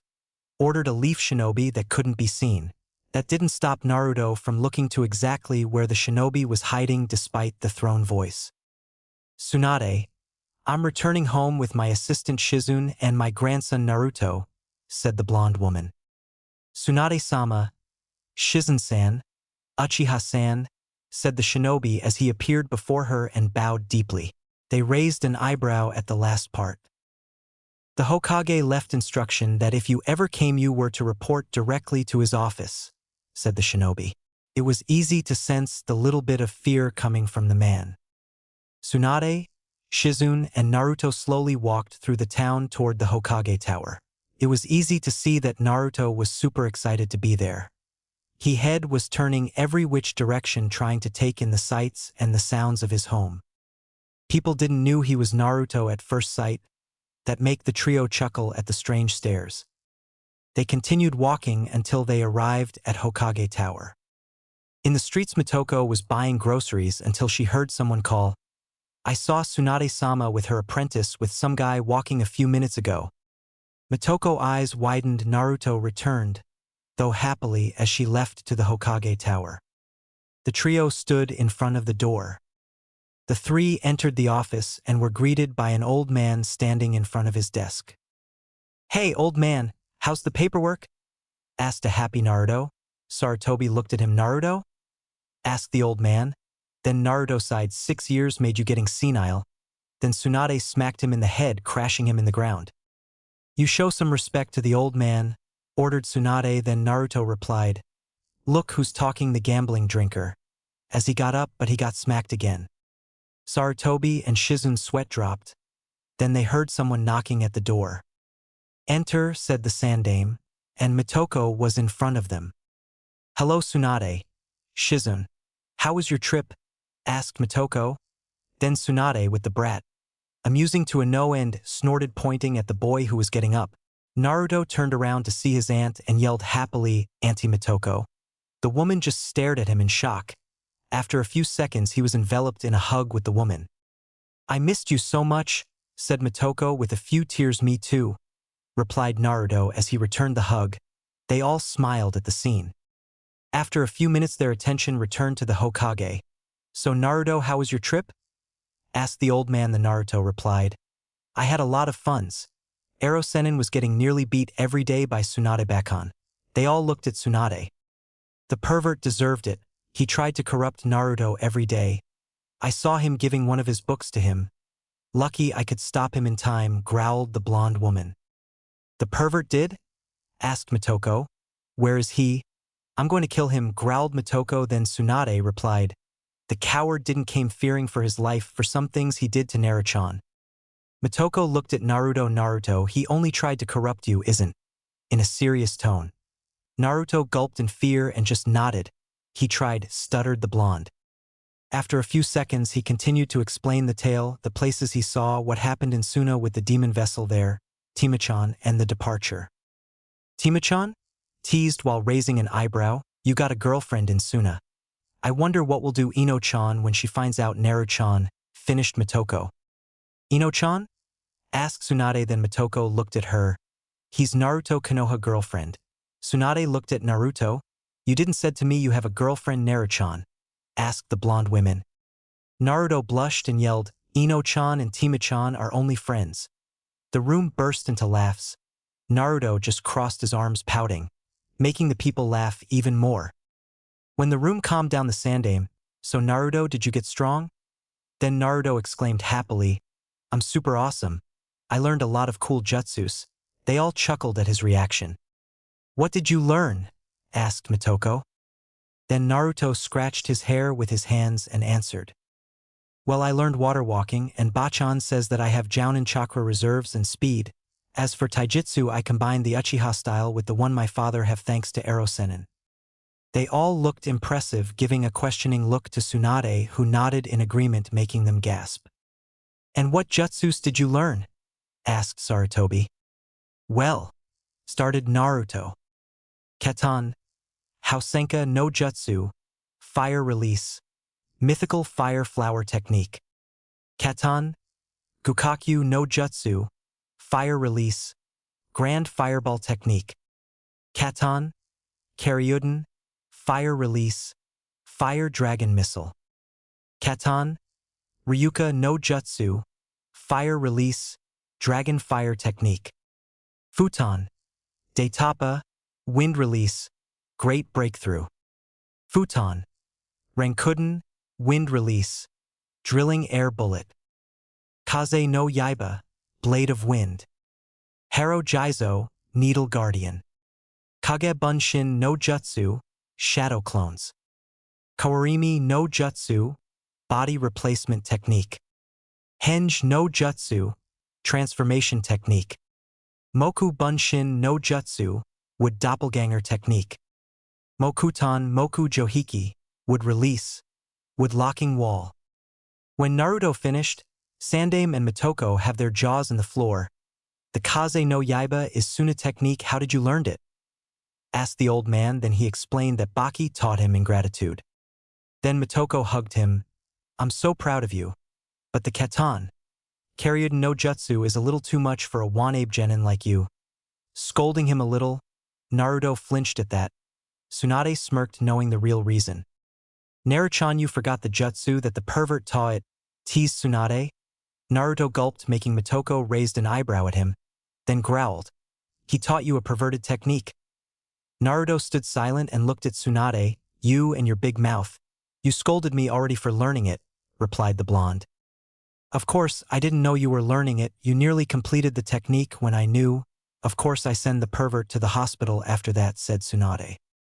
Don't tell me, asked Sandaime. Then Tsunade nodded with a smirk. Yes, the irresponsible pervert taught him the Rasengan, finished the blonde woman. Sandaime and Motoko stood in pure shock. Then Motoko grabbed Naruto by the shoulders and began to shake him, and she scolded him. What were you thinking leaning that technique? You can kill people with that technique. I'm gonna kill the pervert when I see him. Naruto glared at Tsunade, who smirked back. Payback is a bitchy, Naruchan, replied the woman. He just growled. After a few minutes they calmed down. That's impressive, Naruto. What about the Bunshin no Jutsu? Then Naruto shocked his head. I have too much chakra along with the QB1. I have to get medic nin chakra control to do it. And now I remember Bachan taught me a few medic jutsus too. She wanted me to learn more, but it was boring. Watch your mouth, brat, growled Tsunade. Then Sandaime replied. So what are you going to do, you two? Looking at Tsunade and Shizune. I can't leave here alone, my little Naruchan. The pervert could corrupt him, replied Tsunade. The room chuckled. Don't call me Naruchan, pouted Naruto. Ah, what are you talking about? You said to me that you like when I call you that, teased Tsunade, making Naruto blush and look away. The room burst into laughs. After they calmed down, I will like to start the medical training you promised me for ninjas at the hospital, and I will like a place to stay with Shizune. Sarutobi nodded and was about to reply but was interrupted by Motoko. You can stay with us. Our compound is big enough and I will like the company, said the woman with a smile. Both Tsunade and Shizune bowed in gratitude. Naruto, they're doing the genin exams now at the academy, said Sarutobi as he gave him a letter. Give this to Irika for participate in them. Go quick. Naruto nodded and said as he leave, see you later, Tsunade Bakon. Shizune-chan, auntie. All smiled. When he left, Sarutobi turned to Tsunade. Anything you need to tell me? Then Tsunade sighed. He's terrible pissed with Orochimaru. Me as well. I can't blame him. Sarutobi and Motoko. You see, one day Naruto trained hard that he passed out. He got another talk with the fox, finished Tsunade. Both gasped. What did he told him? Asked Makoto. Well, the fox was impressed with Naruchan's skills, and as reward he told him why did he attack Konoha, said Tsunade then. It seems that Orochimaru killed his kits looking himself as a Konoha nin, and he attacked Konoha searching for him, growled Tsunade. Both face turned into anger. Fucking Orochimaru, growled Motoko. Academy. Naruto rushed into the classroom that was already in session. He opened the door and all looked at him. The girls were blushing hard. Wow, he's hot. Even Sakura. Ino was blushing hard. The boys looked at him impressed. Sasuke saw him and jaw dropped. Holy shit, he changed a lot. Then the two cousins stare at each other and smirked. Irika was the teacher in the classroom. Mizuki tried days ago to steal the scroll of seals, but he was stopped and imprisoned. Can I help you with something, young man? Asked the Irika. Then Naruto raised an eyebrow and crossed his arms. What's 6 years and you don't remember me? Said happily. Then his friend's jaws dropped to the floor. Irika stared at him stunned. Naruto? Stuttered the teacher along with his friends. Yeah, it's me. How have you been, guys? Exclaimed the blonde, then immediately was tackled in a hug with Ino as she said, I missed you so much. I was so worried when father told me that Orochimaru stabbed you. Naruto smiled and hugged her back. He said his greetings to his friends and walked over Irika and gave him the note. He nodded and hugged him and sat near Sasuke. Irika started to talk about the exams and Sasuke and Naruto began to talk. He explained that he saw Mikoto and Tsunade and Shizune will leave with us. He smiled. Sasuke was happy that his cousin returned. Okay, the first part of the exam requires that you all create at least 3 perfect bunshin, instructed Irika-sensei. They all created 3 bunshins. Sasuke created 10 bunshins, smirking at Naruto. Okay, Naruto, it's your turn, said Irika. Naruto made a cross seal and yelled Kage Bunshin no Jutsu, and 10 solid clones appeared in puff of smoke. The class went silent. Irika just stared at him, then Naruto replied, What? Naruto, that's a Jounin-level technique. Then Naruto told him, What do you think I've been doing in 6 years? Irika smiled. You pass. He went to Sasuke, who looked at him. It seems you trained well, said Sasuke with a smirk. Of course. You trained with Itachi as well? Then Sasuke closed his eyes and activated the Sharingan with 2 commas on each eye. What do you think? Smirked the black-haired. Naruto closed his eyes and activated as well. Sasuke gasped when he saw 3 commas. You're not the only one cool here. They both smirked.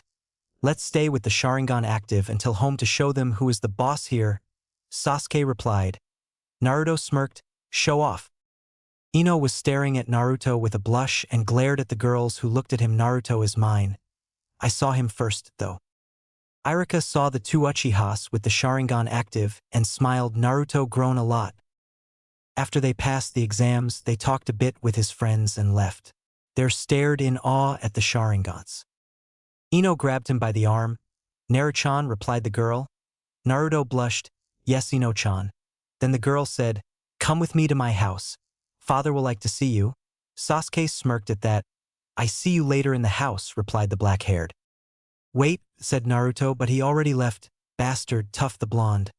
Okay, Ino-chan, the girl blushed and they left. Yamanaka flower shop and house. Father, mother, I brought a surprise, said the blonde girl happily. What is it, Ino?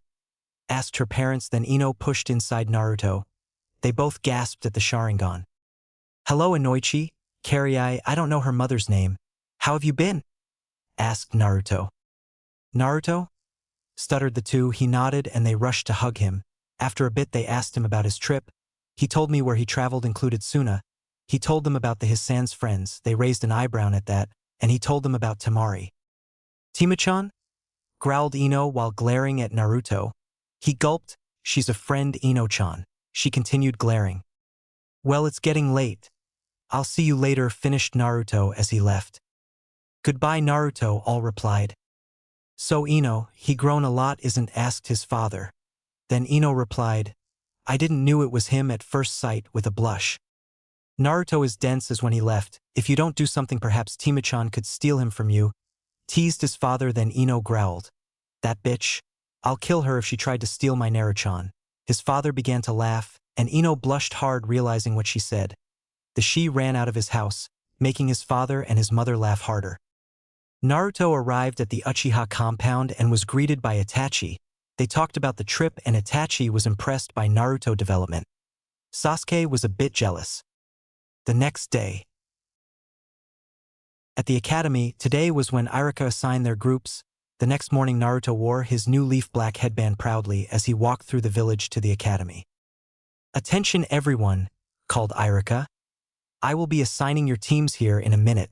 After your teams are assigned, you are to wait here for your Jounin instructor. So, without further ado, Team 7 is Uchiha Naruto, Yamanaka Ino, and Nara Shikamaru. Team 8 is Inuzuka Kiba, Aburame Shino, and Hyuga Hinata. Team 10 is Haruno Sakura, Uchiha Sasuke, and Akimichi Chuji. Sakura and Ino cheered. Let's just said that Itachi helped Kakashi with his tardiness. After a while waiting, the door of the class opened to reveal Yuhi Kurenai, Team 8 come with me, and they left. After 30 minutes Kakashi and Itachi appeared in a puff of smoke, one reading his Eki book and the eating Pocky. Itachi said, Team 7 meet me at the roof. Sasuke and Naruto raised an eyebrow, then Kakashi said, Team 9 meet me at the roof. Both groups looked at them strangely and leave the room. Not much later Team 7 and 9 was assembled on the roof. So why don't we start by introducing ourselves? Asked Kakashi. Sensei, why don't you go first? Suggested Sakura. My name is Hatake Kakashi. What I like and dislike are none of your business. My dream Here he blushed slightly. And I have hobbies. Again he blushed slightly. Then he looked at Itachi, who nodded. My name is Uchiha Itachi. I like Pocky and I dislike people who don't like Pocky and the snake. My dream And my hobby is to eat Pocky massive sweat drop. I'm gonna skip the introductions except for Naruto and Sasuke, you know them already. Now you Sasuke, he nodded. I like training and my family. I dislike fangirls and snake. My dream is to surpass my brother. Finished getting and smile from him. Now you Naruto, then Naruto proceed. I like training, friends and my family. I dislike arrogant people and snakes. My dream is to become Hokage and kill Orochimaru. They all looked at him. The Jounins already knew the truth about the Kyuubi attack. After a few seconds Kakashi spoke. We did this together because both teams will train together or perhaps do missions together too. Well then, meet me tomorrow morning on Training Field 7 at 5 a.m. for some survival training, said Kakashi while leaving with Itachi. They talked a bit and left to home. Chapter 5 Konoha Training Grounds 7. The 6 genins walked to the training grounds. They talked a bit while Sakura was trying to talk to Sasuke, and Naruto was talking with his friends while Ino was clinging on his arm, much to Naruto. Our blonde told them his adventures on his trip. 2 hours later Kakashi and Itachi with Ika and Pocky in their hand appeared. Morning my little Wanabes genins, said a happy Kakashi. You're late, yelled all the kids except Sasuke. Kakashi and Itachi rubbed their ears. Okay, both of us have 2 bells. Kakashi replied, holding his 2 bells up as Itachi held up hers. Now we each hold 3 lunch boxes. 1 is for us and the other 2 is for the people who manage to get a bell from us. At that moment everyone's stomach growled. That's why he told us not to eat. Okay, now then, 2 students will most likely fail. While all of you could fail, your goal for today is to take one of the bells. You must the bells before noon or you fail. So the person who doesn't get the bell gets sent back to the academy. That's right, and they will also get tied to the stumps over there. Kurenai replied, nodding. All right, ready. All right, start, yelled Kakashi, as all the kids disappeared. But he and Itachi raised an eyebrow when they saw Naruto in place. You know you're a little weird, said Kakashi. Then Naruto smirked, making shivered the Jounins. Meanwhile, in another place, Naruto searched for Ino. He found her and Shikamaru had the same thoughts of Naruto. Shikamaru, Narukuin, what are you doing here? Asked Ino. Then Naruto replied, I'm sure Shika figured the meaning of the test already. Shika nodded. Listen, Ino-chan, this test is about teamwork. Ino looked stunned, but she nodded. All right, we go for Kakashi. Itachi is far better than him. When my clone explode, we go. Shika grabs him with his shadow technique and Ino grabbed the bells. They nodded. Naruto send a clone to Sasuke to explain him the meaning of test. Sasuke understood. Meanwhile, Naruto's clone was about to confront Kakashi. Well, what are you waiting for? Asked Kakashi. Itachi was near him. Naruto just dashed full speed. He's fast, at least Jounin level. Though the duo? Then Naruto began to fight him in taijutsu. Kakashi couldn't read the book while dodging Naruto. Our blonde tried to kick him, but Kakashi ducked, then he disappeared right before his eyes. You should never let your enemy sneak up on you, Baka. Kakashi replied with his fingers in the seal of the tiger. Naruto, get out of there, you're going to get killed, Sakura shouted. Too late, Senin Goroshi, Kakashi cried, poking his ass into the air. Naruto gave a cry, but Naruto transformed into a Moku Bunshin. Moku Bunshin no Jutsu would clone, though the Jounins in awe. Then Kakashi noticed an explosion note on the back of the clone. Shit, and exploding a note. As Itachi and Kakashi jumped, boom. Kakashi was launched into the air from the impact. When he stood in the ground, he was encircled by 10 Narutos. The 10 Narutos began to attack Kakashi. Now the Jounin had to get serious to defeat the clones. When the first clone puffed away, he knows Kaga Bunshin too, said with a smile. Kakashi was taking hits, but all the clones disappeared. Suddenly, a black shadow was spreading towards the smoke. Kagemain no Jutsu, shadow imitation technique. Success, said Shikamaru. Kakashi couldn't move. Then Ino went to grab the bells. As she was near Kakashi, he smiled. That was good, but disappeared in a puff of smoke. Kaga Bunshin growled Ino. They looked behind them to see Kakashi smirking at them. Then the three heard a voice that said, not good enough. Then from the ground appeared Naruto, grabbing fast the two bells and throw them to Shikamaru, who grabbed them and give one to Ino. Naruto stood out from the hole in the ground and smirked at Kakashi Doton. Shinju Zanshu no Jutsu, Earth Release, Inner Decapitation Technique, and walked over his teammates. Itachi saw the whole scene and was impressed as well. The Team 9. He grown a lot though, Kakashi. Then Sakura, Sasuke and Chuji tried to get the bells. With a little help of Team 7 they could get them. 2 hours after the start, they were all sat in the ground with Itachi and Kakashi looking at them. So you decided who will go to the academy? Asked Kakashi. Then Naruto replied, no one. Kakashi raised an eyebrow. Meanwhile Itachi just looked at him, silent, amused. Why not Naruto? Then Naruto smiled, because there's Genin team cells are formed by 3 Genins and he's Jounin sensei. This test is about teamwork. We got the bells with the others' help. Kakashi, just looking at him, took a deep breath and said, you all pass, with a smile. Naruto is right, teamwork is the key. Tomorrow will be starts missions. Same location, same hour, said Itachi as he and Kakashi leave. The kids stood there without knowing what to do. Then Shikamaru left with Chuji. Sasuke-kun, wanna go out? Asked Sakura, but Sasuke quickly interrupted. No, perhaps another day. OMG, he's not a totally emo, as he left to train. Ino grabbed Naruto arm. Naruchan, tomorrow the Kunoichis will start medical training with Tsunade-sama. We can go eat some ramen if you want. Then Naruto eyes widened. Oh, that will be nice, Ino-chan. And they left. Sakura just stared at the two, stunned. What, the two of them? Though. Hokage Tower. The Hokage was there along with Tsunade and Motoko. Then Kurenai, Kakashi and Itachi came. Guy was there as well. Ah, Kakashi, there you are.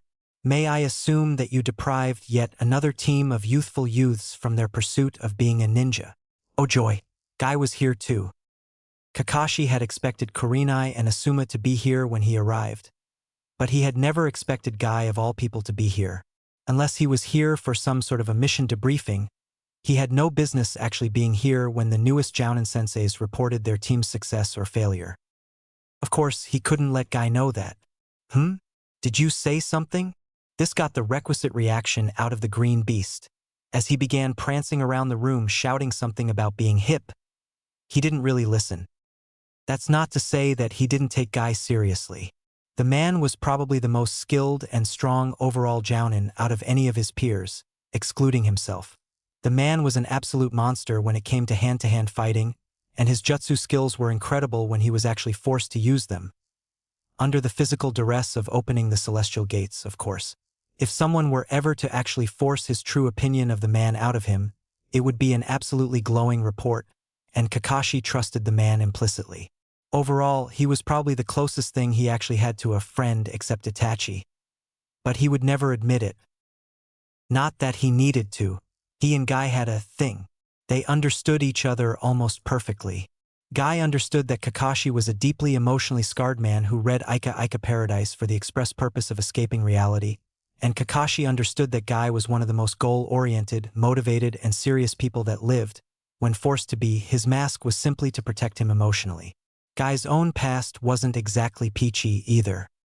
He was broken from his musings on his strange friendship with the green spandex-wearing freak across the room when the Hokage opened his office door and strode in, giving Guy a look that clearly showed amusement as well as exasperation. His act could wear on the nerves sometimes. They were all broken from their thoughts as the Hokage sat down and motioned to Guy to turn in his mission report. Guy at that moment showed his serious side, calmly walking over to the Hokage and handing in his report. With a nod to Kakashi, he simply disappeared from view. Pure speed. 2. No poof, no jutsu. The Hokage glanced over the mission report, grimacing slightly over something that was particularly gruesome. Kakashi imagined. Guy got some of the toughest missions of any jounin, and he had probably killed more men than even Kakashi had in his lifetime, which was saying something. The Hokage put down the mission report and calmly took a puff on his pipe before motioning Kurenai to give his own report. Team 8 passes. Inuzuka Kiba, Aburame Shino, and Hyuga Hinata passed my test with flying colors. Kiba is a blowhard and has the beginnings of being a pervert, but he's strong, loyal to a fault, and shows that he does have a mature side when pressed. Shino is an enigma, just as much as any Aburame is. He's good at what he does, uses logic to solve most problems, and works well in a team environment. Hinata has a definite confidence problem. She's adequate with her family taijutsu style and shows a basic proficiency with academy jutsu, but her lack of confidence or even motivation is a definite disadvantage of hers. Overall, though, they work well as a team. They'll do. The Hokage took another puff on his pipe and said, "And you two, Itachi and Kakashi, you did the test together. How did it go?" Itachi was the one that decided to speak and related the event, what Naruto did and said as well as the others, and at the end they got the bells. Motoko, Tsunade, and Sandame smiled proudly of Naruto.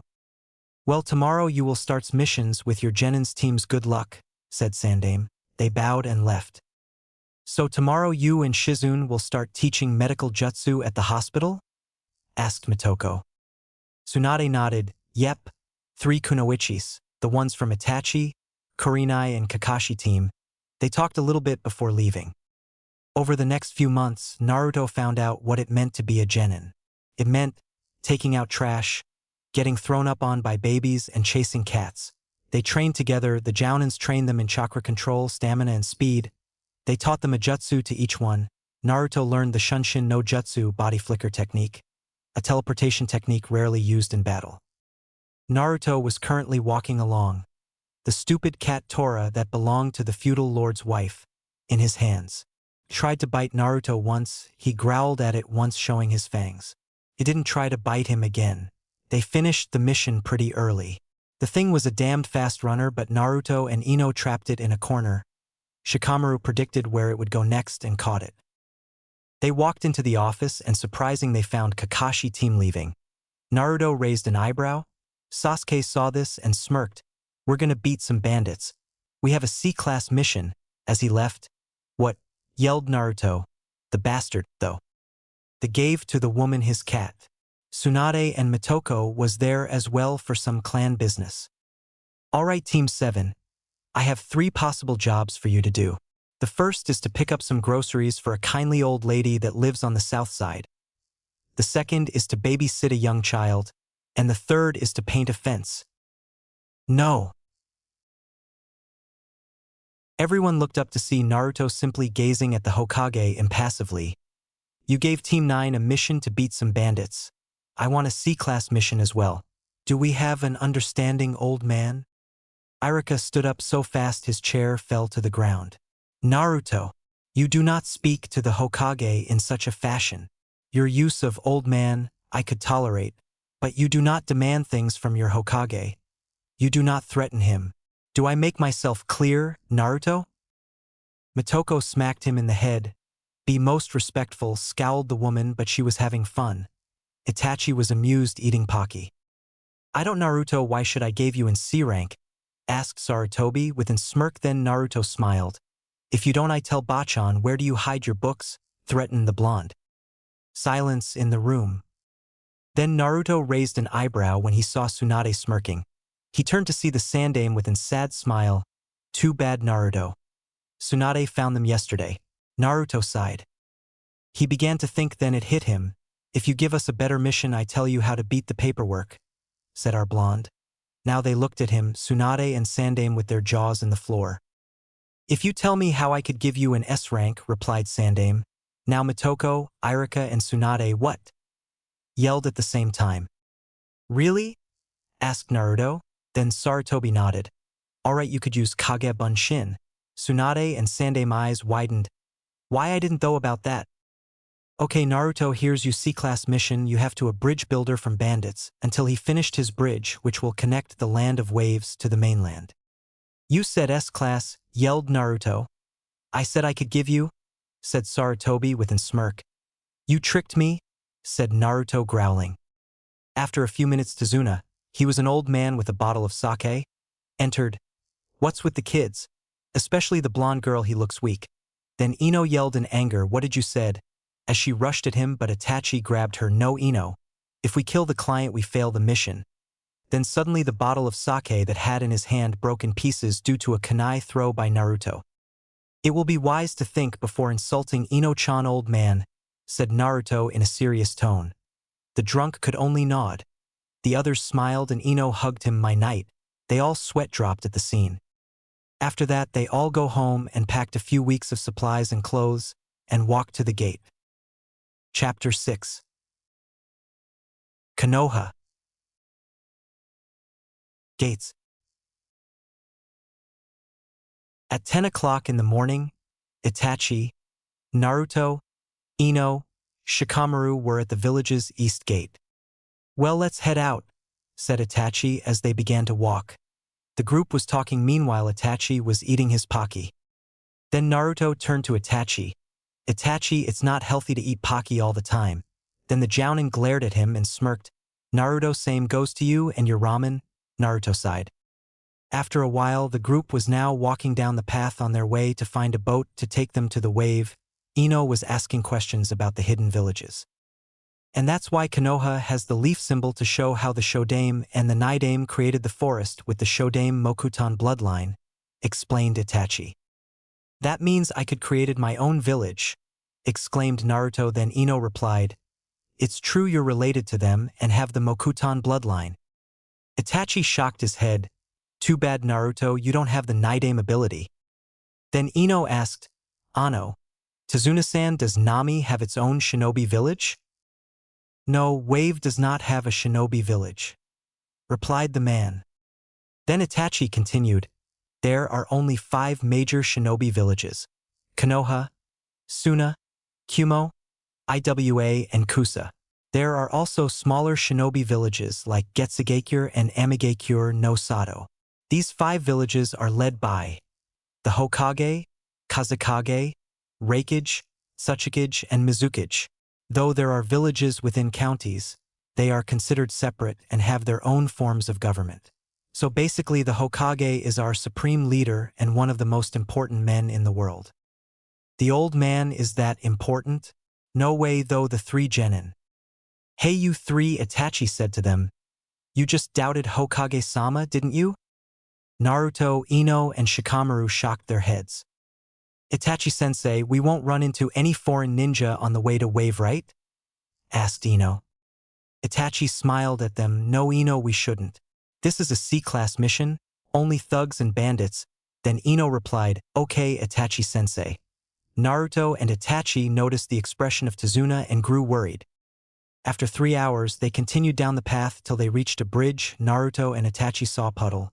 Our blonde looked at Itachi, who just nodded. They continued to walk and ignored the puddle. Soon the puddle emerged as 2 mist nukenin with gauntlets on their arms and a razor chain connecting them and a razor chain connecting them. Then they just wrapped the chain around Itachi as he stood and ripped him apart. 1 down, 4 to go. One of them shouted as they charged towards them. Itachi-sensei, yelled Ino. Now Naruto make hand seals and said, Kaze no Yaiba, blade of wind. as a blade of wind formed into his hand. The two genins looked at him shocked, then Naruto rushed towards the nuke nines at fast speed and cut the chain, making loose their stance. The two nuke nin were stunned for a moment. Then Shikamaru shouted Kagemain no Jutsu, shadow imitation technique. Trapping one of the mist nins, the other rushed to Tazuna, but Ino stood in front of him with a kunai on his hand. Naruto looked at this and slammed his hand on the ground after deactivate the blade of wind. Then roots sprouted from the ground, knocking the mist nin to the floor and wrapped him, making him impossible to move. Itachi looked at them proudly from a tree. Then he jumped and said, "Good job, you three," knocking down the nuke nin that was with the Shikamaru jutsu, after releasing the jutsu. "Whoa, those kids are good, especially the blonde by though Tazuna." Itachi knocked down the other, grabbed them and attached them to a tree. Then he walked over to Tazuna and said, "Tazuna, you have some explaining to do." Tazuna looked in shame. "All right." As he began to explain the wave current situation, Gatu that wanted to kill him, that he didn't have money and some other things. "This is clearly a rank mission. Normally we should go back. What do you want to do?" asked Itachi to his genins. Then Naruto spoke, "The wave is suffering. If we don't help them, the old man will probably die. I want to continue." "I want to continue and prove myself," replied Ino. "Troublesome, but the right thing to do is continue." Itachi smiled proudly, but he said, "Naruto?" But our blonde interrupted, "I buy you tons of Pocky when we get back if you don't complain." "All right, let's go," said Itachi, making Naruto smirk, and the others' sweat dropped. Tazuna thanked them. Let's just said that before they left, Itachi used a whistle to alert the Umbu to get the nuke nins with a note that they attacked the team. They were currently in a boat passing under the bridge in silence. The group was impressed by the bridge. "Hey, we're here," the man guiding the boat said. The group got off the boat and walked onto dry land. "Oi! Thanks for the ride." "No problem, Tazuna. Just stay safe." And he sailed away. "Okay, my house is an hour from here, so let's get going," said Tazuna. The group kept walking on a path. Naruto noticed something in the bushes and threw a kunai.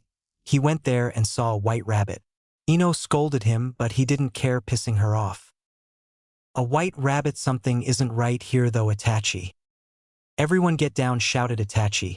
Then the air behind them split as a huge sword came flying towards them. Itachi pulled Ino and Tazuna down, and Naruto and Shikamaru just ducked. The sword stuck into a tree. They turned around to see a man with bandages around his face and without vest, standing on the hilt of the blade. Leaning against the tree was another man with a green vest and lightning sword on his hand. "Yep, it's the Raijin. I'm evil." Well, what do we have here? 3 kids and the infamous Uchiha Itachi. No wonder why the demon brothers lost. "How about you hand over the bridge builder and we let the brats live," said the guy in bandages. Zabuza Momochi and the Kibikuri Hocho, one of the former 7 swordsmen of the Mist, or the Kiri no Shinobigatana Nananin Shu, went missing nin after a failed assassination attempt of the Mizukage. Itachi said. Rokusho Aoi, formerly of Konoha, stole the Nidame sword, continued Itachi. Naruto eyes widened. "I must bring back that sword to Bachan." Then he and Itachi activated their full matured Sharingan. "The brat is an Uchiha?" Though Aoi and Zabuza. "Shikamaru, Ino, protect Tazuna," said Itachi. Then he looked at Naruto. "You take Aoi, watch out the sword, he can kill you with the electricity." "I'll take Zabuza," Naruto nodded. Zabuza and Aoi stood in front of the group. "Seems the brat wants to fight, so let's have a battle, shall we?" He and Aoi let off their killant intent. Ino, Shikamaru and Tazuna were stricken in fear. Naruto and Itachi just stood there. The 2 nuke nins were impressed with the blonde. "Kirigakure no Jutsu, hiding mist technique," said Zabuza as the whole zone was covered in mist. "So let's see, kids. Liver, spine, heart, brain, clavicle vein, kidneys, jugular vein, lungs and larynx. Where do you want me to shove my blade?" Zabuza said through the mist. "How about none?" said Naruto as he began to make hand seals and said, "Futon, Daitapa, wind release, great breakthrough, dispersing the mist with a huge blast of wind. "Tough brat," said Zabuza as he said, "Mizu Bunshin no Jutsu, water doppelganger technique." Making 10 of them as they rushed to the group, Go Naruto ordered Itachi, then the blonde rushed to attack Aoi. Itachi made hand seals and yelled, "Keta! Hausenka no Jutsu, fire release, mythical fire flower technique," sprouting fireballs from his mouth towards the clones, destroying them all. Then he stood in front of Zabuza and pulled out a kunai as the two began to fight in hand-on-hand combat. Meanwhile, with Aoi and Naruto were fighting, Naruto was dodging all the attacks and was hitting him. Then Aoi tried swing the sword to electrocute him. Naruto jumped back and make a cross seal and said, "Kagebunshin no Jutsu, shadow doppelganger technique." Then 20 clones appeared and began to attack the Nuke Nin. In the other fight, Itachi and Zabuza were fighting. Then Itachi looked directly to Zabuza's eyes and was trapped in Genjutsu. "Damn," he muttered. Itachi went stab him with the kunai. Then the Mist Nin beat his lip to dispel the Genjutsu just in time for ducking and dodging the swing, but Itachi kicked him hard in the chest, sending him flying to the lake. Itachi went to the water as well and began to make hand seals and shouted, "Kata! Gukakyu no Jutsu, fire release, grand fireball technique." As a large fireball went towards Zabuza, the Nin cursed himself and said, "Suetun, Suijin Hiki, water release, water encampment wall," as a wall of water blocked the fire. With Naruto, Aoi finished to destroy all the solid clones, but he heard "Keta! Gukakyu no Jutsu, fire release, grand fireball technique," and saw a big fireball that went to him. He made a big swing with Raijin and cut into the fireball.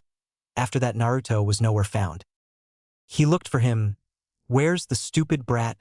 said the he heard behind you from Naruto as he received a powerful kick, sending him flying towards the ground. He crashed in the floor. Naruto walked over him. Then Aoi saw Tazuna and the others and smirked. He threw a 2 shuriken to them, making hand seals, and said, "Shuriken Kagebunshin no Jutsu, shuriken shadow clone technique." Then those 2 shurikens transformed into 20 that their objective were Tazuna and his friends. Naruto saw this and used the Shunshin no Jutsu body flicker technique to teleport himself in front of them. "Naruchan?" said Ino. "Don't worry, Ino-chan. I'll protect you," replied Naruto. He made hand seals as he said, "Mokutan, Moku Johiki," would release. Wood locking wall. A wall of wood formed in front of them, stopping the shurikens. "He can do Mokutan?" though Aoi and Zabuza in awe. "Kirigakure no Jutsu, hiding mist technique," said Naruto, covering the ground another time with mist. "Shit, I can't see Aoi though," a voice from a tree far away from the battle. Aoi panicked now. Then he noticed that he was stabbed with kunais on his arms and legs and pinned over the ground. Then he heard "Goodbye." Aoi heard from Naruto as he felt stabbed on the heart, killing him. Then he went to Zabuza and Itachi. Zabuza and Itachi were fighting. "The brat copied my jutsu," thought Zabuza. Then he looked at Itachi and smirked. He began to make hand seals. Itachi saw what he was going to do and make the same hand seals. Then Duo shouted, "Suetun, Suryuden no Jutsu, water release, water dragon missile technique." And 2 dragons of water formed and crashed against themselves, making an explosion of water. "You just copy? Nothing original," taunted Zabuza. Then he saw Itachi smirk and dispel himself in water. "Mizu Bunshin no Jutsu, water doppelganger technique," muttered Zabuza. Suddenly he felt someone tapping his shoulder behind. He turned his head to see Itachi smirking at him while saying, "Bunshin Daibakuha, clone great explosion." Then the clone explodes, sending Zabuza crashing to a tree in a nearly unconscious state. Itachi went to slit his neck, but a pair of senbons hit Zabuza in the neck, killing him. A Kirigakure Hunter Nin appeared in a tree above them. Well, Aoi was a bastard anyways and said, "Thank you for wearing him down for me. I was in pursuit of him and your assistance is much appreciated," said as he take his body. Itachi and Naruto just stared at him, not believing it, but they were a little tired. "Excuse me now, but I must dispose of the corpses." And he left. Itachi turned to see Naruto looking at him. Then he asked, "Naruto, where's Aoi?" Our blonde dispelled the mist and the wood wall, and saw Aoi. Then Itachi saw this and smiled. "You okay?" asked Itachi. "I'm a little tired, though that copying jutsus were so exhausting," replied Naruto. Itachi raised an eyebrow. I copied the Mizu Bunshin no Jutsu, water doppelganger technique, Kirigakure no Jutsu, hiding mist technique, and the Sui Tun, Suryuden no Jutsu, water release, water dragon missile technique. Itachi was impressed. You gotta teach me the Bunshin Daibakuha, clone great explosion. It's cool, said the blonde. Itachi just ruffled his hair sure. Then the group walked over them. Itachi-sensei, Naruto, you okay? They said. They nodded. Naruto picked the Raijin and said, Bachan will be happy to get this. Itachi and the others smiled. Naruto, I didn't know you were this good, asked Shikamaru. Then our blonde replied, I trained 6 years with 2 Sanins that happened to be my grandparents. What do you expect? Troublesome replied. Ino have hearts in her eyes staring at Naruto. You all did great. Let's go over to my house and relax. Tazuna replied happily. Quote, Aoi sucks and Itachi is far better than Kakashi. This is why Naruto went to the Kapi Nin instead of Itachi on the survival exercise. What happened to Zabuza, Itachi-sensei? Asked Shikamaru. Then the Jounin replied, a hunter Nin from Kiri supposedly killed him and took away his body. Naruto raised an eyebrow. He saved Zabuza life. Itachi smirked. What? Yelled Ino and Tazuna. I will tell you more when we arrive at Tazuna House, said Itachi. As they continue to their destination. Somewhere in the forest. Zabuza laid dead while the hunter Nin pulled out his tools. First I'll cut the mouthcloth and drain some blood. The hunter Nin mutters, moving to do it. Just as the weapon was about to reach the cloth, Zabuza's had shot up and grabbed the kid's wrist. That's all right. I'll do it myself, Zabuza replied. He pulled down his mouthcloth, barely able to move. Oh, you've already come back to life. Zabuza sat up. Damn, you sure are rough, he replies, pulling one of the senbon needles out. You shouldn't be so rough on yourself, Zabuza. You'll really die pulling them out like that, he replied as Zabuza pulled out the second one. Zabuza grunted before turning to the kid. How long are you going to wear that stupid mask? Take it off. It brings back memories. Plus, it was useful for this act, he replies, pulling of the mask. But, if I hadn't saved you, you definitely would have been killed. If you were going to put me into a momentary death state, you didn't have to use the acupuncture point in my neck. You are annoying as always, Zabuza replies, putting his mask back on. I had to. I just didn't want to scar your beautiful body. And the neck doesn't have much muscle, so it's easier to hit the acupuncture point there. Haku replies, blushing. Zabuza tried to stand but couldn't. You shouldn't be able to move for about a week. But, being the way you are, you'll be up and about in no time. You are so pure and clever. That's what I like about you. Haku blushes. That's because I'm just a kid. Haku stands up. The mist has cleared. Yeah, replied Zabuza. Next time, will you be all right? Asked Haku. Next time, I will be able to defeat the Sharingan, said Zabuza. Then he noticed that Aoi wasn't there. What happened to Aoi? Asked Zabuza. It seems the Uchiha kid defeated him, said Haku. Aoi was a bastard anyways. The kid is good. Perhaps he could make worthy rival for you, answered Zabuza. Perhaps, replied Haku. When they arrived at Tazuna House, Itachi sent a letter to the Hokage explaining what happened on the way here, and that there will be staying until the bridge is finished. Don't ask me how he did. Chapter 7. Wave. Tazuna House. Team 7 was resting. Tsunami. Tazuna daughter thanked them for saving his father. Then Ino remembered what happened later. Itachi-sensei, what happened when Naruto said that Zabuza ran away? Asked Ino. You see, Ino, hunter Nins usually dispose of the body of the person at the spot they killed them, replied Itachi. So, what about it? Asked Ino. Then Itachi, what did that masked boy do with Zabuza's body? Answered. Then Shikamaru. The hunter Nin took the body with him. Exactly, if he needed proof of the kill, he could have just taken the head. And he used simple needles to kill Zabuza, finished Itachi. Tazuna, Ino and Shikamaru eyes widened. No way, said the three. Then Ino and Shikamaru looked at Naruto. You knew about this? He nodded. What, you and Itachi-sensei didn't do anything? Asked Ino. Well, I was tired after the battle and copying jutsus, and I didn't sense the masked Nin, so he must be at least at Zabuza level, explained Naruto. I didn't know what happened to Aoi, so I didn't want to take any chances, said Itachi. Then he continued. Anyways, we will prepare for the next encounter with them. Hold on. Training? What's a little training going to do? Our enemy is a ninja you struggled against, even with the Sharingan, said Ino. Remember, you did well with the first two ninjas. You guys grown rapidly, said Itachi. Ino-chan? Itachi didn't even have a scratch after the fight, replied Naruto. Then they began to laugh. This will be fun, said Naruto. Fun? No, it won't. A voice at the door replied. Everyone turned to see a small boy who they immediately assume was the grandson. Who are you? Asked Naruto. Oh, Inari. Where were you? Tazuna cried. Inari ran to his grandfather. Welcome back, Ajizan. Inari, say hello to these people. They're ninjas who protected your grandpa. His mother snaps. It's okay, right, Inari? Tazuna replies happily. Inari eyed the ninjas in the room before turning to his mother. Mom, they're going to die. There's no way they can win against Gatu, said Inari. What did you say? Yelled Ino. If you don't want to die, you should leave, Inari replied, walking out the room. Where are you going, Inari? Tazuna asks. To look at the ocean from my room, replied Inari. Sorry about that, finished Tazuna.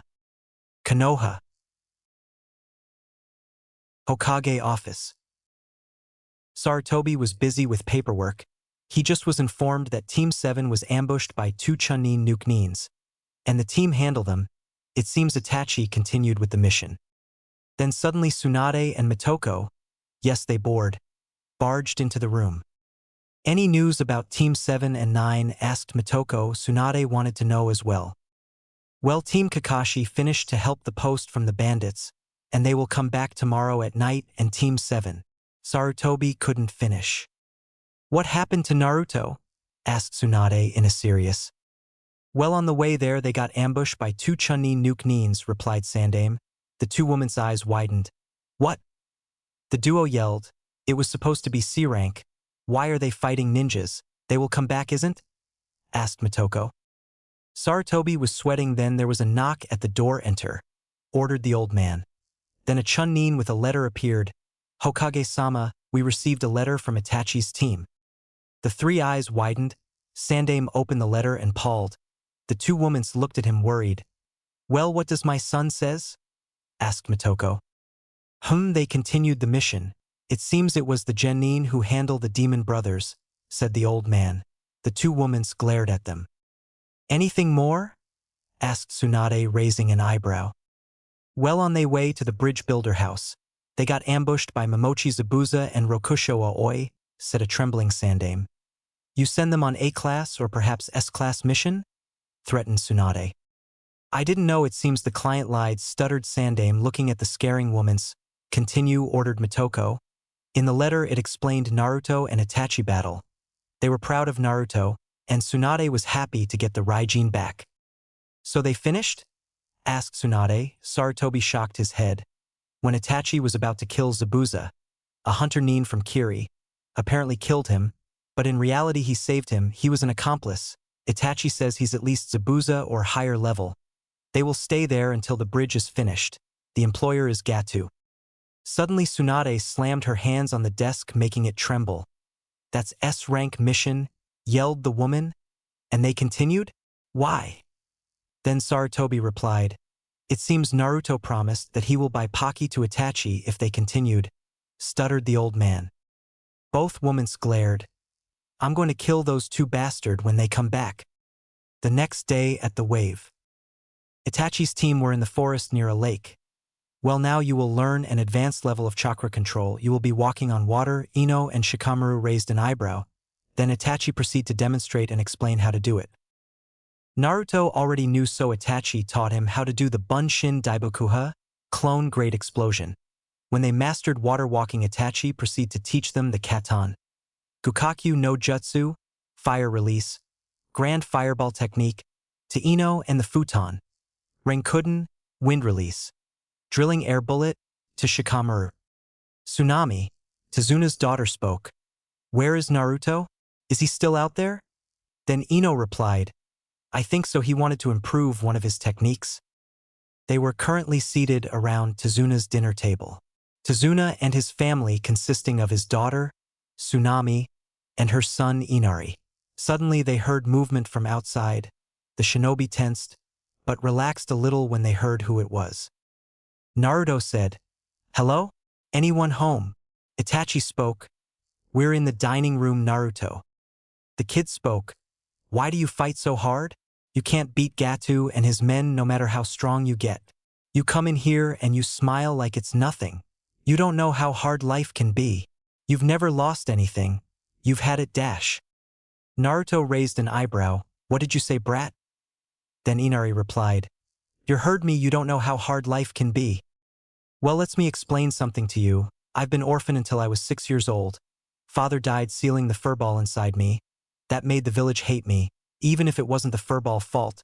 They wanted to kill me when that happened, but thanks to some people that didn't happen.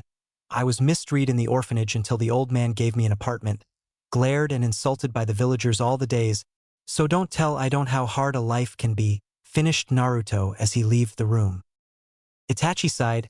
Inari was crying. Then Shikamaru spoke. "So that's the reason why some people didn't like Naruto back then?" Itachi nodded. "What does he mean by furball? And it wasn't his fault?" asked Ino. "Well, I assume you know about his heritage?" asked Itachi. The nodded. "Remember the 9 tails?" Another nodded. "Well, he wasn't killed." Ino gasped. "Yondaime-sama couldn't kill him, so he used his son. He sealed the Kyuubi inside his son. As for it wasn't his fault, it was Orochimaru that made the Kyuubi attacking Konoha, killing his kittens." Ino eyes widened as tears began to flow. "Is that why they hated him?" Itachi nodded.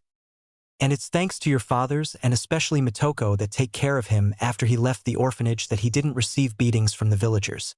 So anyone knew back then who their family was. Only the Sandaime knew." They stood silent.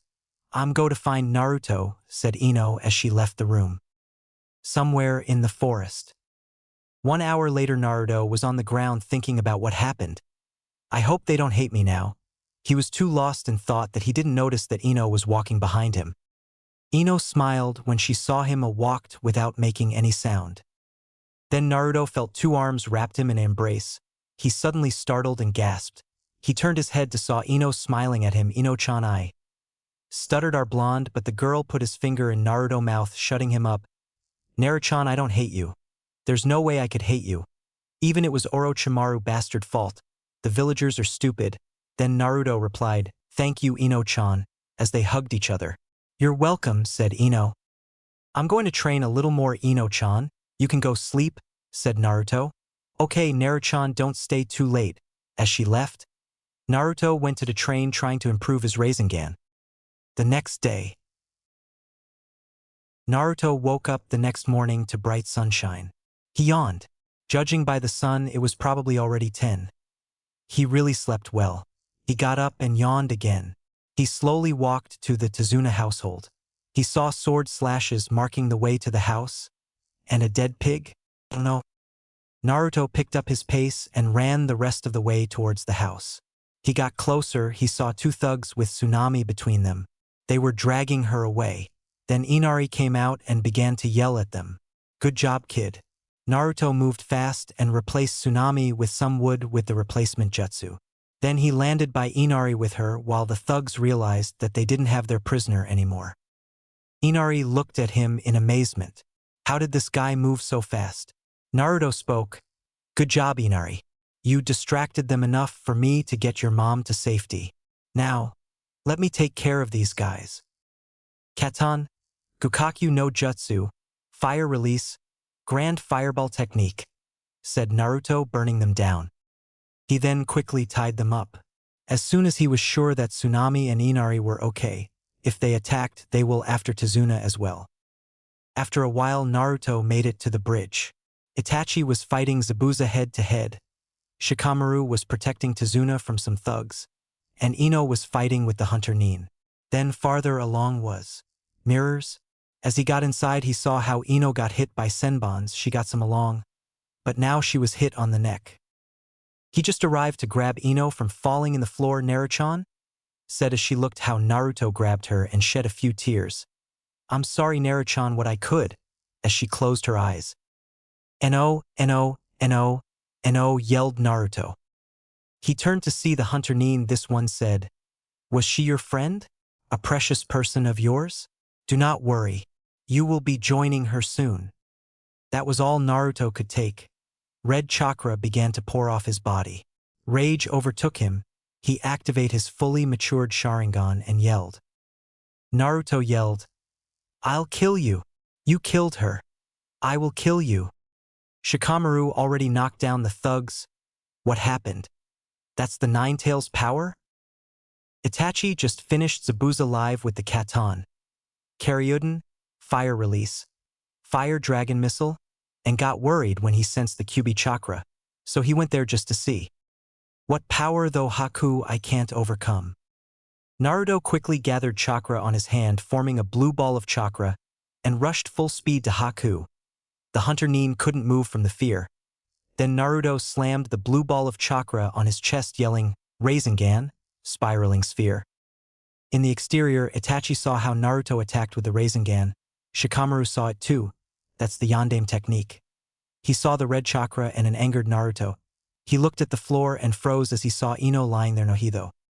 The ice mirrors broke instantly, and the Rasengan torn apart Haku, sending him flying through the air down the bridge. Itachi and Shikamaru walked over them. Naruto got over Ino and hugged her as he cried, I'm sorry, Ino-chan. I loved you, Ino-chan, said over and over. Itachi and Shika just stood there silent. Then they froze as they heard, You love me, Naruto-chan? Said Ino. Naruto eyes widened and hugged her.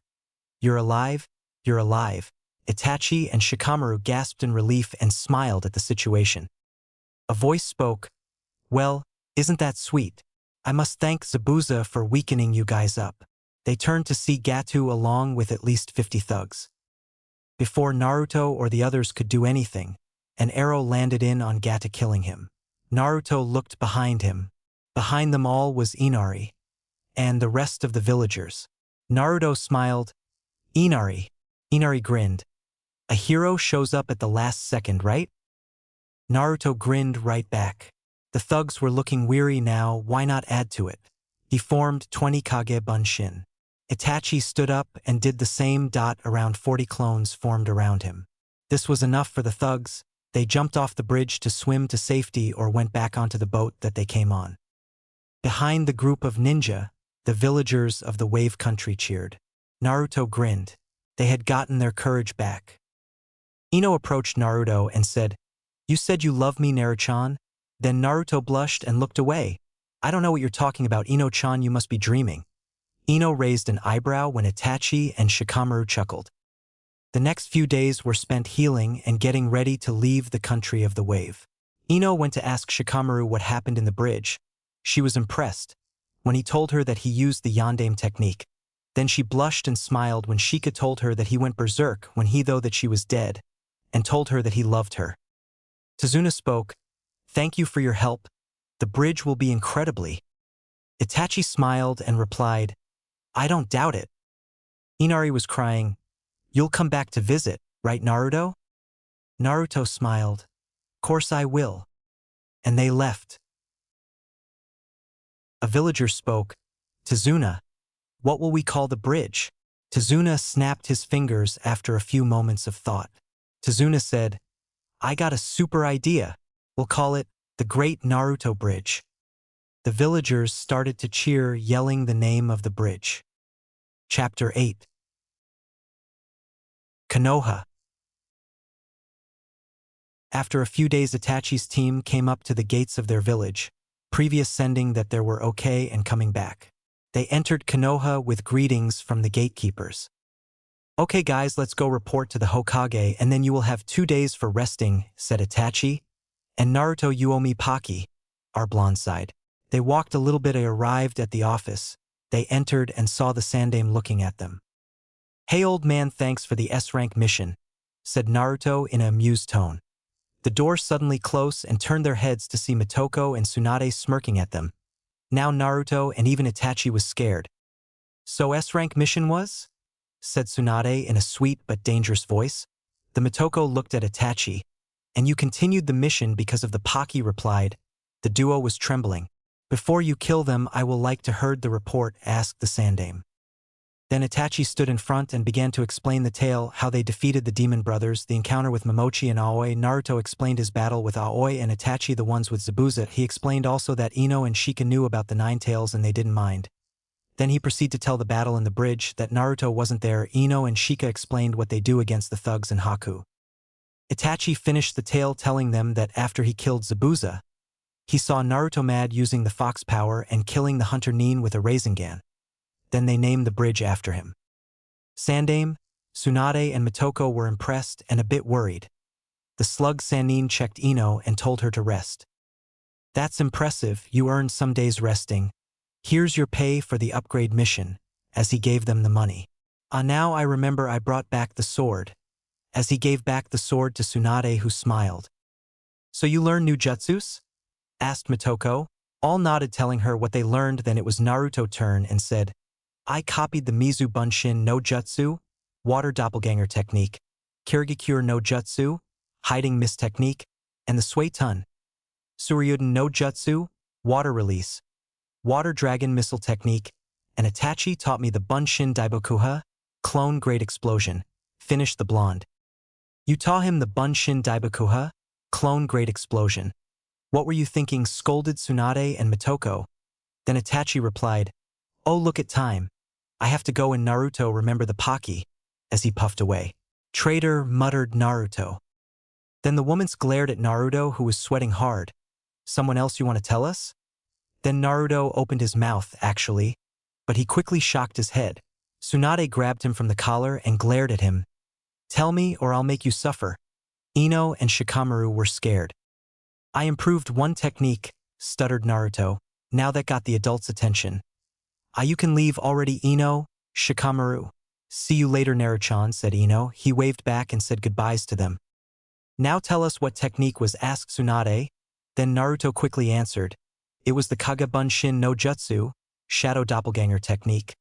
Tsunade and Motoko raised an eyebrow. "The solid clones?" asked the Sandame. Naruto nodded while being suspended in the air. Motoko grabbed the Raijin and placed it on Naruto's crotch. The woman smiled, satisfied at Naruto's horrified expression now. "Now Naruto, you can't lie to me. You know that already. I know you too well."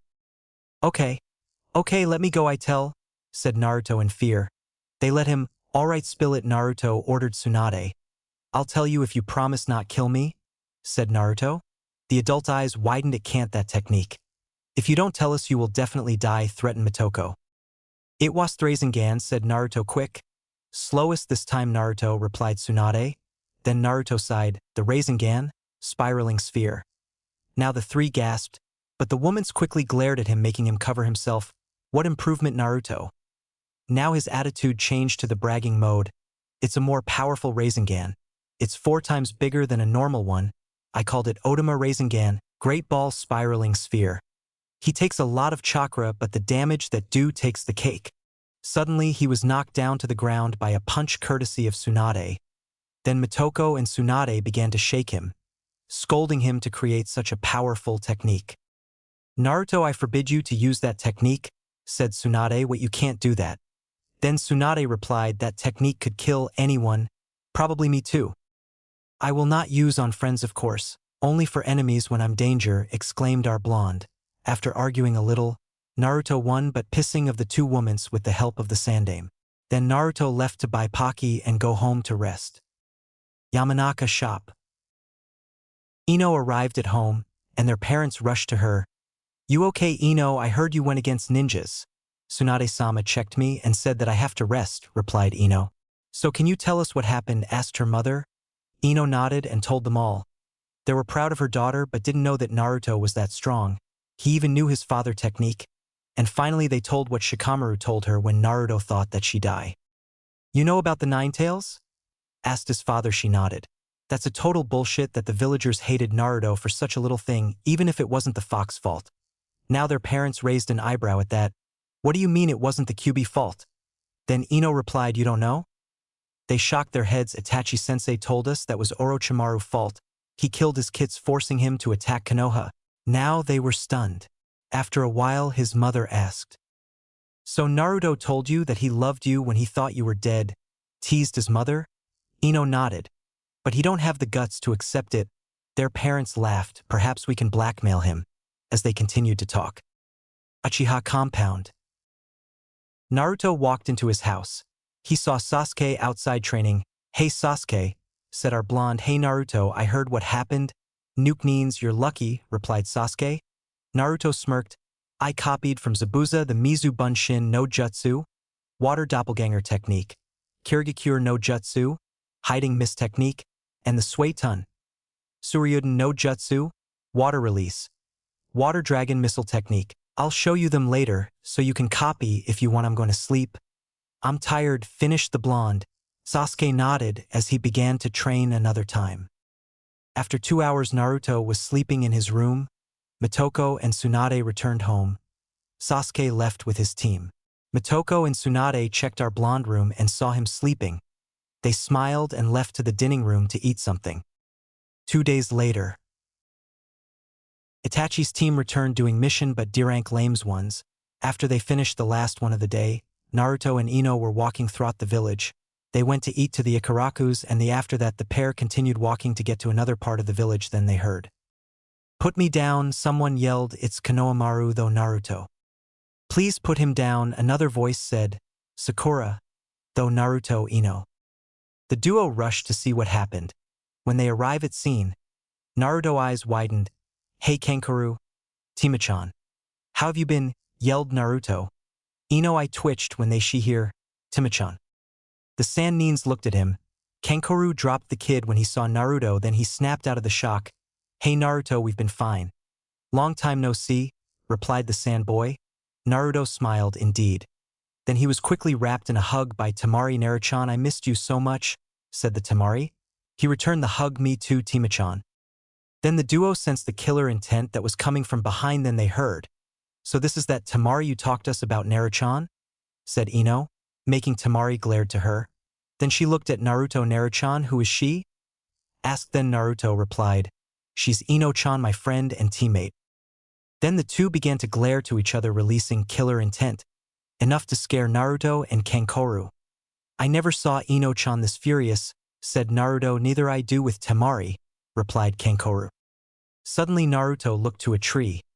"Hey Gaara, why are you hiding? Come out already," yelled the blonde. Then Gaara appeared in a swirl of sand next to him. "Hello Gaara, how's the seal?" asked the blonde. "Hello you too Naruto, the seal is perfect as always." They began to talk. Meanwhile Ino and Temari continued with the glaring contest. "Not that I'm complaining for, but why are you here?" asked Naruto. Then Temari smiled at him. "Naruchan, we're here for the Chunin exams." Ino gritted her teeth. "Listen Naruto, there's something that the Hokage must know." Then he whispered into the ear the invasion between Suna and the sound. Naruto eyes widened and nodded. "We must tell them," said Naruto. "Well, let's go." "Baki is aware of that?" asked our blonde. Gaara nodded. "He's waiting for us to go there." "Good, let's go," said Naruto. Then he remembered Ino. "Ino-chan, I need to speak to the Hokage. I will tell you later." Then she replied, "Why can I come?" Naruto sighed. "I tell you later, don't worry. It's important." Ino pouted but nodded, and turned around to see Sakura stared at them. Hokage Tower. Naruto and the Sand team was in front of the door. Naruto just pushed the door. "Hey old man." The Sannins froze. Then the blonde noticed his sensei. "Hey Itachi, what are those?" "For the Chunin exams," asked. Then Itachi replied, "How did you know?" Naruto smirked and said, "I have my ways.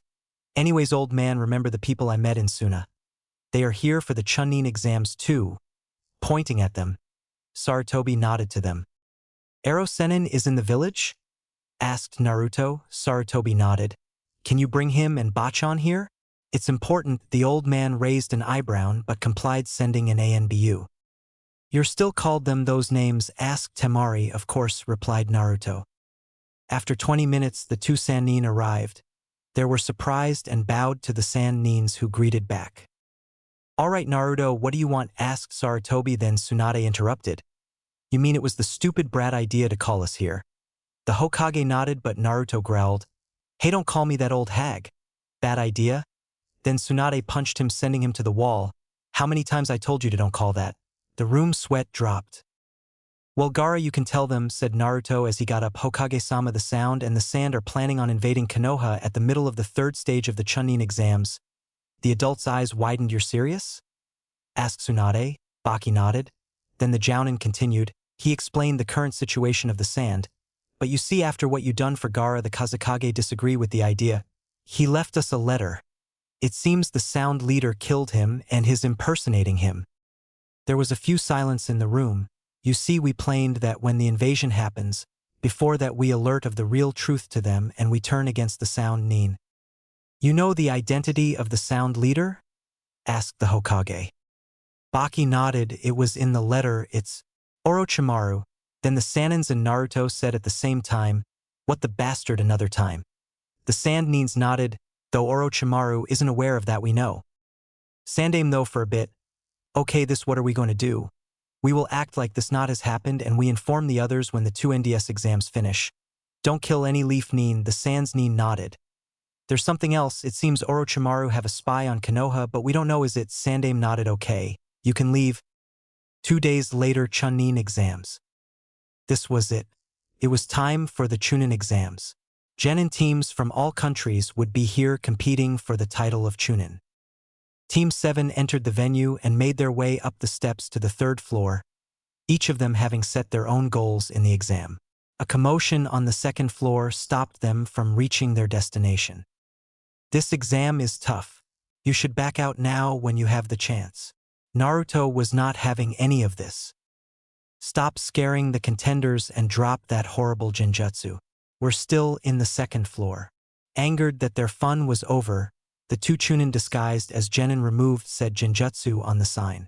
Team 8 continued on until they reached the real third floor. Their Jounin instructor Itachi had been waiting here for her team to arrive and told them to be careful. Team 8 just looked on at the amount of shinobi taking the exam. There were a lot of them, mostly from Konoha. All the other shinobi villages were represented as well.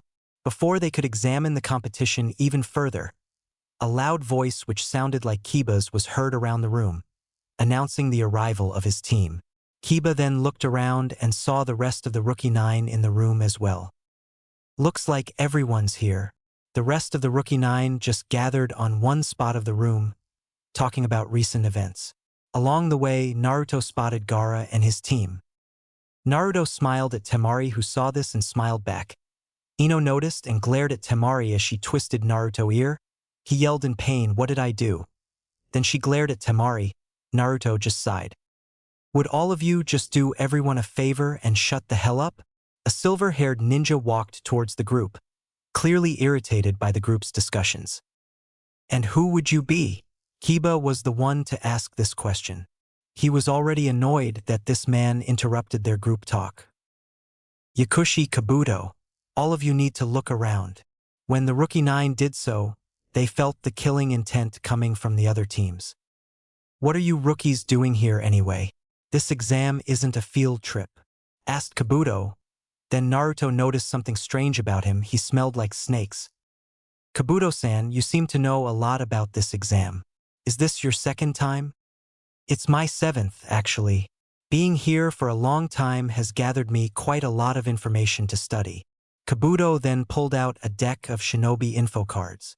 These cards show a ninja's talents and missions. Why don't you try them out? Naruto raised an eyebrow. Sasuke decided to step up, wanting to know what to expect from the other contenders. Do you have any information on Gaara of the Sand and Uzumaki Naruto? You know their names already? That makes it easier. Kabuto pulled out a card from the deck and pushed chakra into it. Sabaku no Gaara, Genin from the Sand. Chakra levels are quite high for a Genin. He has been on 20 D-rank missions, 8 C-rank missions, and a B-rank mission. Impressive. Not many genins get assigned anything above C. Other things to know about him are that he has returned from every mission without a scratch. Taking another card and pushing chakra into it like before, he read the details on the other ninja in question. Using Shunshin, he appeared next to Kabuto and took the shinobi info card away from his hands, making gasp the rookies and Kabuto. Then he read the card and his eyes widened and looked at Kabuto.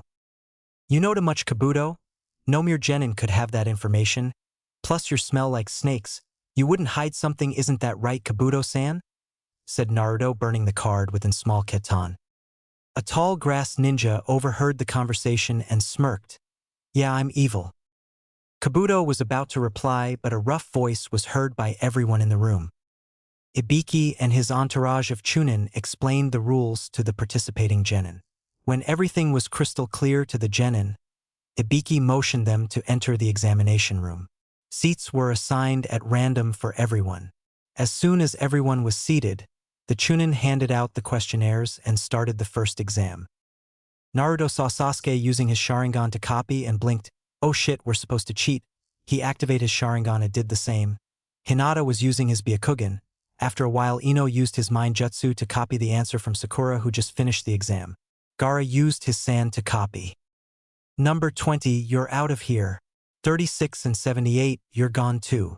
One of them was stupid enough to blatantly look at his seatmate's paper. One of Ibiki's Chunins didn't wait for him to cheat 4 more times. He was so obvious that there was no way he would avoid getting caught again anyway. After 45 minutes had passed, Ibiki then announced to the room that it was time for the 10th and final question. Everyone stopped what they were doing to pay attention. Alright, this is how the last question will go. Before I give you the questions, I will give you the chance to back out and leave right now. This confused the genin in the room. Temari decided to speak up. Why would we want to leave? This is our chance to become Chunin. Ibiki just smirked and answered her question. Because if you decide to take this question and get it wrong, you will never become a Chunin. You will remain a genin for the rest of your shinobi career. Most of the genin just panicked at hearing this. Some were having doubts about their capabilities. A person just stood up and left, which forced the rest of his team to leave as well. A few seconds later, another team left, clearly not willing to risk it. Other teams were leaving by the minute. Then Naruto slammed his hands on the desk and began to tell I'm not giving up an Hokage speech that I'm not going to even write. The rest of the genin regained their confidence after hearing that. Nobody was leaving the room after Naruto had spoke up. After 5 minutes had passed, Ibiki decided to end the test. Interesting brat though. Since nobody wants to leave, I'll give out the last question now. For the rest of you remaining, all of you passed the first exam. The remaining genin except for Naruto just looked at him in total disbelief. Before any of them could say anything, the window shattered and a woman wearing a trench coat appeared. I'm the proctor for the second exam. The name's Mitarashi Anko. She took a quick count of the remaining participants. 78. Ibiki, you let 26 teams pass? You're getting soft. There are a lot of good ones this year. This made Anko smirk. She would have more fun with the next test. Don't worry. I'll cut them in half with the next exam. Most of the remaining genin just gulped. A lot of people were going to fail the next exam for sure. As Ibiki grabbed the paper test, he noticed that there was a note on Naruto's paper. Ibiki, you have tell the Hokage. Yakushi Kabuto is probably in spy. He smell like snakes and have cards that gives information from Neens. He knows too much things about me. Things that he didn't have to know. Ibiki smiled to himself and went to the Hokage. Chapter 9. Konoha. Forest of Death. Mitarashi Anko stood in front of 78 genin and started to explain the second exam.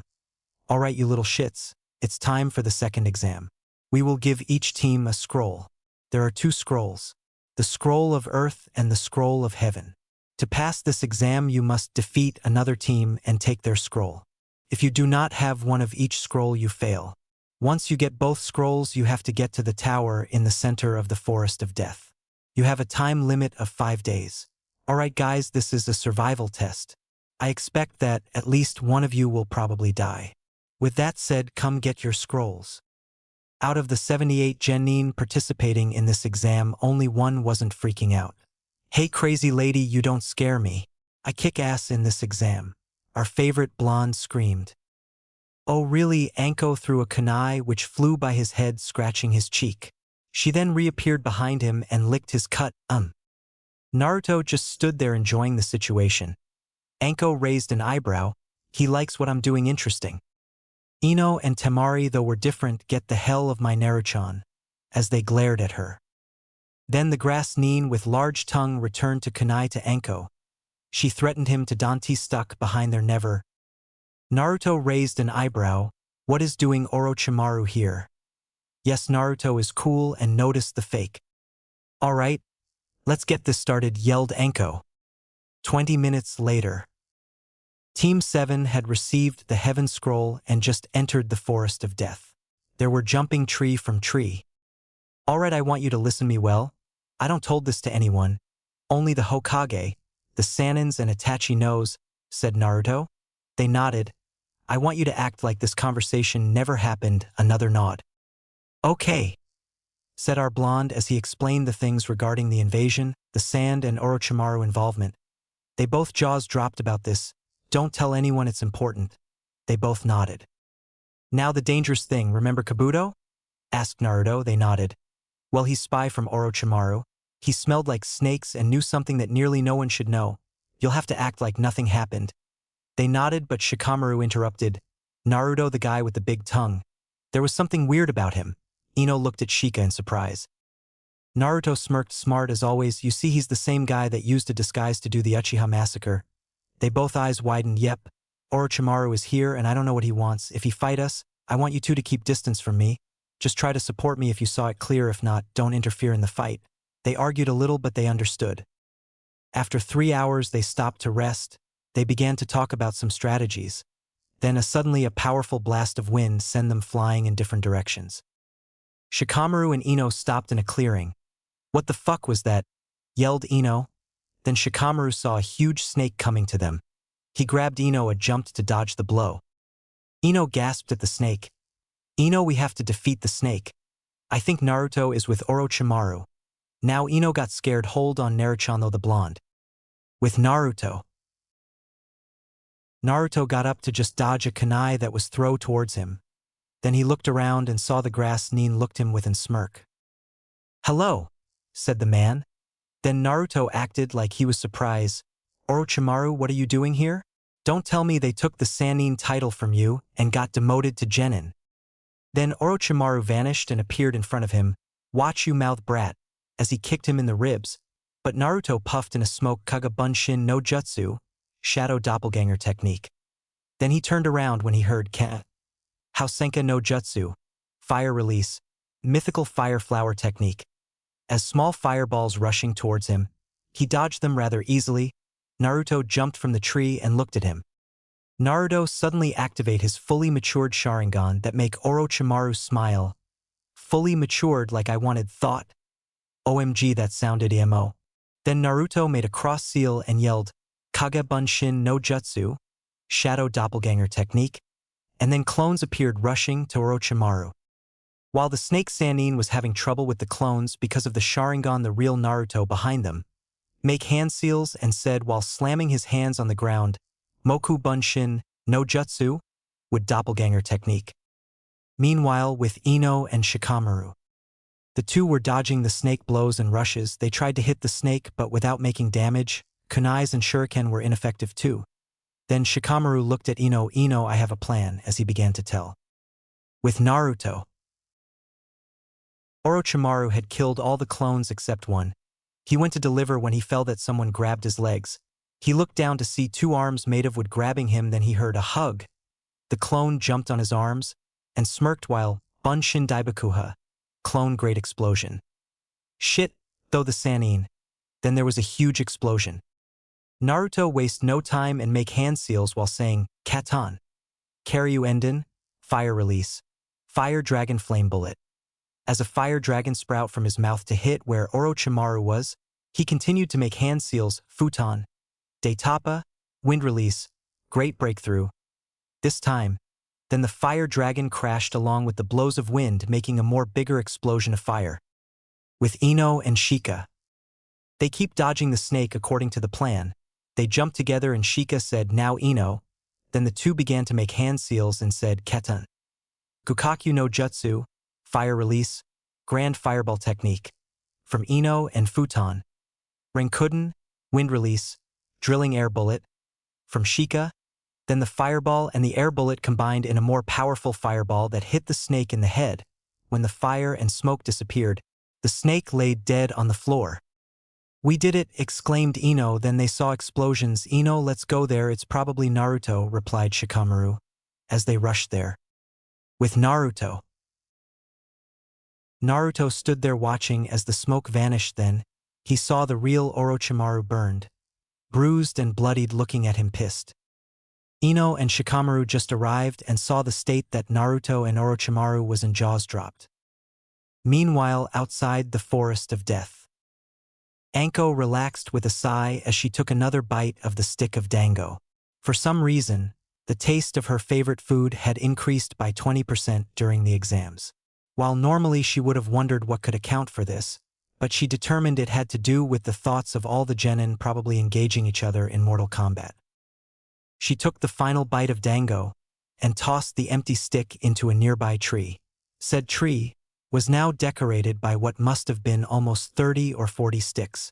All of them were arranged into the Konoha leaf symbol. She took the final sip of her bean soup and tossed the cup into a nearby trash can and hopped to her feet. "Guess I'll head for the tower.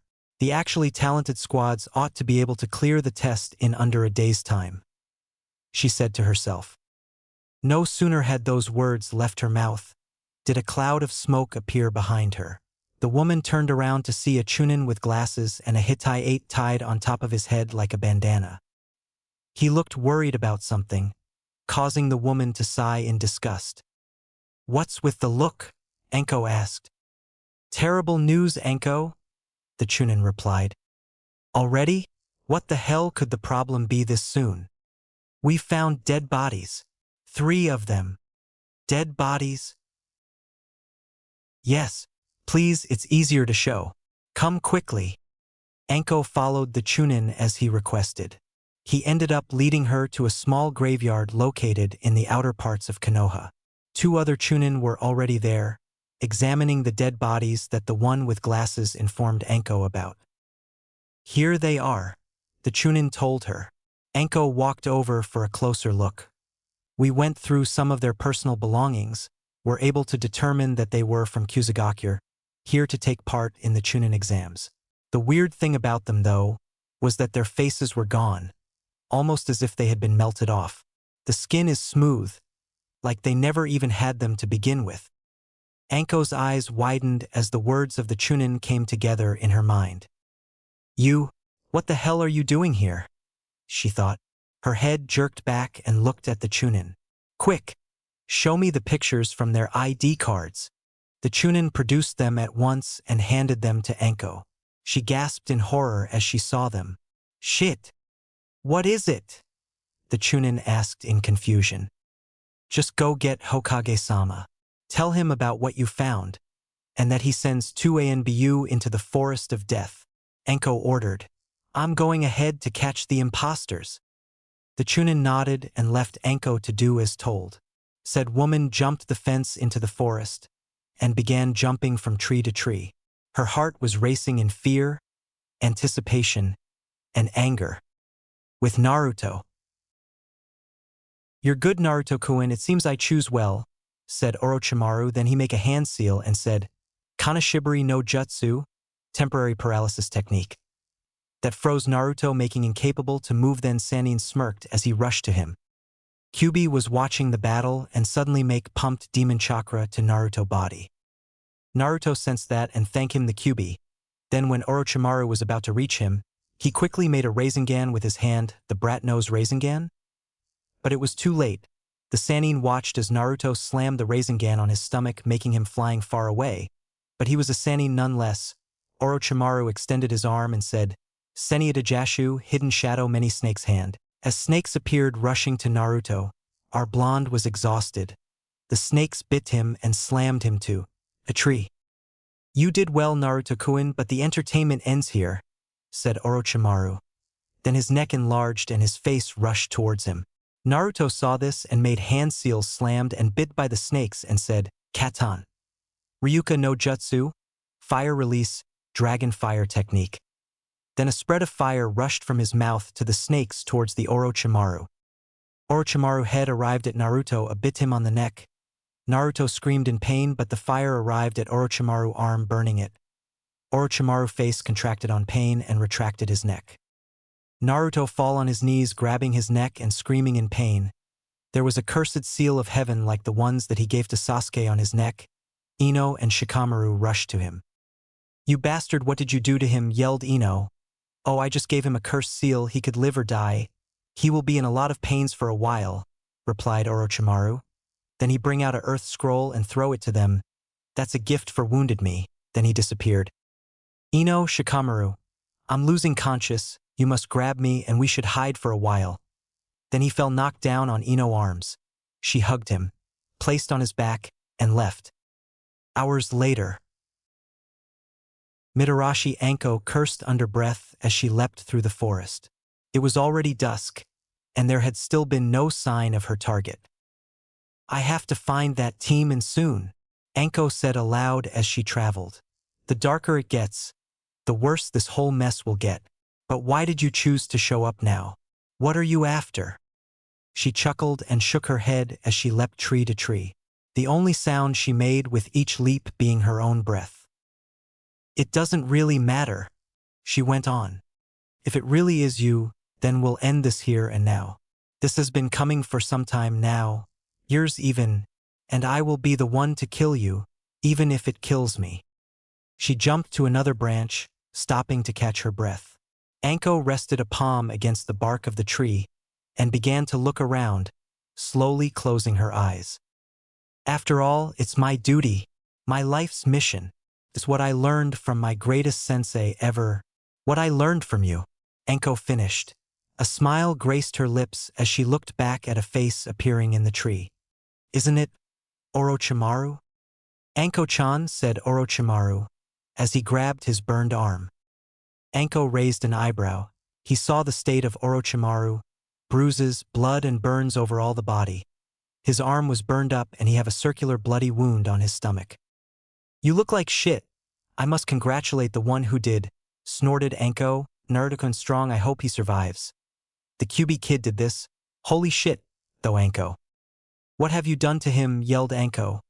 "Oh, I gave him a gift like you," replied the Sannin, making Anko eyes widened. "Yep, I gave him the cursed seal," said Orochimaru. "You bastard," yelled the woman. "Sorry, Anko-chan, as you see, he did a good number on me.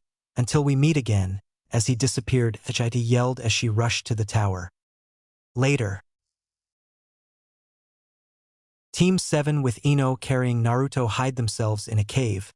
They laid Naruto on the floor. Ino put a wet towel in Naruto's forehead. She saw that he was in pain, then he noticed red chakra around the seal on his neck. "Shikamaru, is that?" asked Ino. Shikamaru nodded. "That's the QB chakra, perhaps he's helping him. Let's wait to see that happens." Inside Naruto's mind, Naruto was in front of the cage where QB was. "Sorry, QB, I couldn't kill him," said Naruto. "Hey Kit, he's a Sannin. If he got serious you would have died probably, but you wound him pretty badly." "What about the seal he put me on the neck?" asked Naruto. "That's a cursed seal, he would mess with chakra and trouble your judgments, but don't worry, I'm getting rid of it. I will take time, but it will vanish," replied the fox. "Thank you, QB," said Naruto. Then the fox replied, "Now get rest and sleep." Later, Anko arrived at the tower. He went to the room where the Jounins were. Inside there was some two Chunins, the two Sannins, the Hokage, and the Jounins Itachi, Kakashi, and Kurenai. Mitoko was there as well. She wanted to see the fights. They were discussing that some teams arrived already, like the ones from the sand. Then they saw Anko painting. Anko, who was the intruder, asked the Hokage, "I was Orochimaru, Hokage-sama." They all gasped. "You saw him?" asked the old man. Anko nodded. "It seems he fought Naruto." Now nearly all panicked. He have burns and bruises over all his body. His left arm was all burned and he have a bloody circular wound on his stomach, finished the woman. That's a Rasengan wound, said Tsunade. Then Kakashi and Anko said, he knows Rasengan? She nodded, making them stare in. Did he told you anything? Asked Jiraiya. Anko nodded. He said he gave Naruto a cursed seal. Then Tsunade punched a wall, making it disappeared. Motoko as well as Itachi were pissed. Quote, they all know already about Kabuto. Later at the cave. Ino and Shikamaru were taking care of Naruto. Then they saw the red chakra fade. They look over the neck and the cursed seal was nowhere. Then Ino smiled. It seems Kyuubi get rid of the seal. Shikamaru smiled and nodded. Then Naruto groaned and opened his eyes. Whoa, what a ride, said. Then Ino hugged him hard. I was so worried, Naruto-chan. I'm sorry we didn't arrive sooner. We have to fight a huge snake. Kyuubi got rid of the seal, isn't? Asked Shikamaru. Naruto nodded. Do you have any bandages? Asked the blonde. Then Ino pulled some. You have no wounds, why do you need it? Asked the woman. I want you to put them over the cursed seal. Was Orochimaru doesn't know that I can get rid of the seal, explained Naruto. Troublesome but clever, replied Shikamaru with a smirk. He gave us the scroll, isn't? Asked Naruto. They nodded. Let's go to the tower then. Chapter 10. Konoha. Tower. Naruto, Ino, and Shikamaru. Our blonde have a bandage around his neck and was grabbing where the cursed seal with his hand. They opened one of the doors to find an empty room. There was a board on the wall. Ino read aloud, a balanced person needs both heaven and earth. If you have heaven, but not earth, run in the fields and gain strength. If you have earth, but not heaven, go to a wise man and seek help. When you have gained them both, use them well. What the fuck does it mean? Asked Naruto. Then Shikamaru replied, perhaps we should open the scrolls. Ino and Shikamaru opened the scrolls simultaneously. Then Naruto yelled, throw them fast. Then there was a puff smoke that when it disappeared revealed Itachi. You're the last ones, said Itachi. Then Naruto replied, we run into a little trouble. We know, Itachi answered. You okay? Asked the sensei. Our blonde just nodded his head. Then Ino interrupted. What are you doing here, Itachi-sensei? To welcome you and explain that, Itachi said and pointed at the board. It's a poem that we use to explain very simply how you should train. The heaven it refers to is skill and experience. The earth is strength, speed, and stamina. If you have skill, then train your body. If you have strength, then seek help to train your skills. The team nodded, all right, go the arena, and left. The genins who had managed to get both scrolls and made it to the tower stood in front of the two Hokages, the examiners and their Jounin senseis. Jiraiya, Shizun also stood with Tsunade and Sarutobi as well as Motoko. Behind the higher ninjas stood a statue of two arms holding the ram seal. The genins stood in an arena and along the walls there was a heightened floor for spectators. The adults were extremely worried about Naruto, Sasuke and Temari as well. Then Itachi appeared where the Jounins were and nodded to them. Naruto, Ino, and Shikamaru walked in. All they saw Naruto bandage around his neck and that was holding with one hand. Kabuto and the sound sensei smirked at that. Who could be? Mwaha. The adults looked at Naruto worried. Sasuke opened his mouth. You're late. Then Naruto smirked. Ran. We ran into a little snake. Sasuke's eyes widened and the adults could hear that. After a while Anko decided to speak. Welcome and congratulations on passing the second exam, Anko said, and stepped back as Sandaime prepared to speak. All of the genins turned to face the aged Hokage. Let me explain to you the true purpose of this test, Sandaime said. True purpose? Kiba asked. Sandaime nodded and continued. This exam, the Chunin exam, is to show of a village's power to potential customers. If a village shows it has lots of talented and strong ninjas, then missions will increase for that village. Also, instead of killing each other, the ninja villages compete under these exams, keeping relations and allies, as well as showing off their power to enemies, keeping them from attacking. Likewise, if a village's representatives, the genins in this exam, show that it is weaker, missions will decrease and the threat of invasion is greater. Therefore, it is very important that you take these exams very seriously. The next stage will be one-on-one fighting where daimyos and other important people will come to see you fight. The selection on who becomes Chunin is made by several judges among those important people.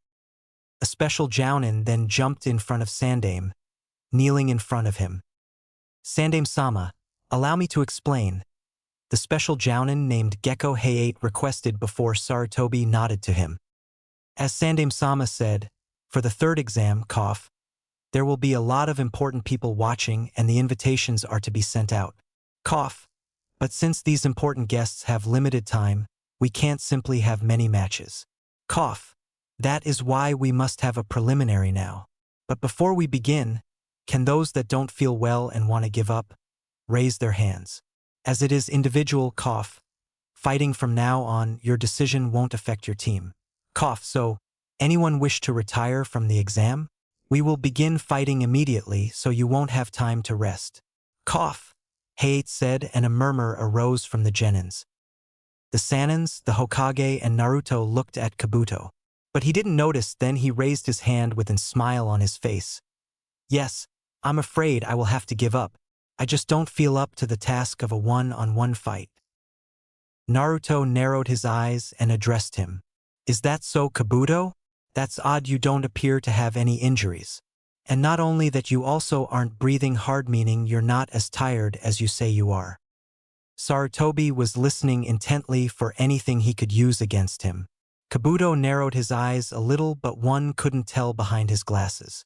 He cast a quick glance toward the sound jounin. He nodded discreetly. The old man, the Sanins, and Naruto noticed that but did nothing. They decided to wait. Kabuto gave an exasperated sigh. Very well, Naruto, you've convinced me. I'll fight. Then he continued, perhaps you should give up, Naruto. You don't seem to well. Oh, don't worry about, I'm always full of surprises, said with a smirk. What should we do about the Naruto? Anko asked. Sarutobi said nothing. Hokage-sama, Anko started. I can practically taste Orochimaru's cursed seal on Sasuke, and he did survive the ordeal of the cursed seal. We have to stop that genin from competing. Tsunade and Motoko were about to say something, but they were cut by Itachi. He isn't the type to just give up and listen to you. He's here to test his strength. But, Anko began. Didn't Naruto said that he was full or surprises? Anyways, me or Kakashi can place the containment seal on him. Don't worry, Jiraiya replied. Meanwhile, Kabuto and Orochimaru were having their own conversation. Orochimaru-sama, please forgive me for my ineptitude. Kabuto, if you fight Naruto in the preliminaries. After a few moments of silence, Kabuto looked back to Orochimaru. Test him. I don't care what it takes. You can use my techniques, there's something odd about him. Kabuto bowed his head slightly. As you wish, Orochimaru-sama. Well, if there is no one else giving up, then let's start the first match. Heiate said, and a part of the wall behind the statue slid down, revealing a screen. Their names began to flash before two stopped. I'm gonna skip the stupid battles until the ones with Naruto. Sasuke versus Yoroi, winner Sasuke, with Shirshir Rendan because of the previous battle with Lee. Kankoru versus Kabuto, other team mate Kankoru. Sakura versus Ino, hug with Naruto pissing off Temari. Temari versus Tenten Temari, hug with Naruto pissing of Ino. Niji versus Kiba Niji. Hinata versus Chuji, double knockout. Gaara versus Lee Gaara, same battle in the anime but without crippling him. Shikamaru versus Shino Shikamaru. Itachi and Kakashi were talking. Naruto, you can't use jutsus or the Sharingan in the fight. The cursed seal could spread. Then Naruto replied, as I said, I'm always full of surprises. Kakashi raised an eyebrow, but Itachi somewhat understood what he mean. If the cursed seal spread, we would have to stop the fight, said Kakashi. Then Heiate yelled, last battle of the preliminaries, Yakusho Kabuto versus Uchiha Naruto. Both walked in the battle area. The adults looked worried. Naruto and Kabuto entered the arena and took their positions. Heiate saw they were ready and raised his hand. Yakusho Kabuto of the Leaf versus Uchiha Naruto of the Leaf. Begin. They both rushed and began the contest in a taijutsu battle, punch, dodge, like that. Of course the two of them were holding back. After a while Naruto kicked Kabuto in the chest, making him jump back. Both were looking at each other, then Naruto smirked and said, "So how's life been being Orochimaru boy toy?" Kabuto flinched at that. The room gasped. Some adults chuckled, and Orochimaru, though, the bastard, and his smart mouth. "I don't know, what are you talking about, Naruto?" replied Kabuto, as he began to fight another time. Then Naruto raised an eyebrow. "I see now, he banged you enough times that make loose your brain." Now people laughed. Kabuto glared. "What is he thinking?" said a worried Tsunade and Mitoko. Sarutobi and Jiraiya but chuckle as they glanced to the sound Jounin, who looked pissed. "I expected much more from the boy toy, perhaps you should stop holding back," explained Naruto. Kabuto smirked and jumped back. "Look who's talking, why don't you use the Sharingan of yours? If you can, of course," replied, making people looked at them suspiciously. Then Naruto smirked, "You know a lot of things, but as I said, activating his Sharingan, making the whole room gasped while doing hand seals. I'm full of surprises, Katan. Karyudan, fire release, fire dragon missile. Sending a dragon made of fire to Kabuto. This one snapped out of the shock and dodged, but it was too late. The dragon hit his arms, burning him. All the people looked at them in shock. Orochimaru as well. They stared at the Sharingan. Kabuto couldn't understand what happened. "You seem surprised. Let me explain you something." Then he got rid of the bandages. "You see," pointing at the neck. "There's no love bit. The furball got rid of it." People's jaws dropped. Orochimaru glared in anger. "Full of surprises," replied Sarutobi. The adults smiled. "Very well, Naruto," said Kabuto as he created a chakra scalpel in his hand. The adults saw the technique and gasped, that technique and not for a genuine skill. Tsunade got worried. Naruto made a cross seal while saying, "Kage Bunshin no Jutsu," shadow doppelganger technique. Then 10 clones appeared, all with the Sharingan glancing. They rushed to Kabuto, and they began to fight with him. The real Naruto was watching the fight. There was a clone next to him. He waited until Naruto was distracted. Now though, he made 2 hand seals and slammed his hand on the ground and said, "Mokutan. Shika Koru Bunshin," would release. Would trapping clone? The adults raised an eyebrow. What, that technique? They though. A huge 3 sprouted from the ground where Kabuto was crashing with him, and sending him flying up. People gasped at that. Kabuto fall into the ground and got up, cleaning some blood from his mouth. He let his back fall on the tree and said, "That's an interesting technique, Naruto, but you failed to notice that now I can cover my back." Naruto smirked. The others raised an eyebrow, but suddenly Kabuto was grabbed by 3 pairs of wood arms that come inside the tree. People's eyes widened at that. "You can't move," teased Naruto and the clone. Then they made hand seals and yelled, "Keta.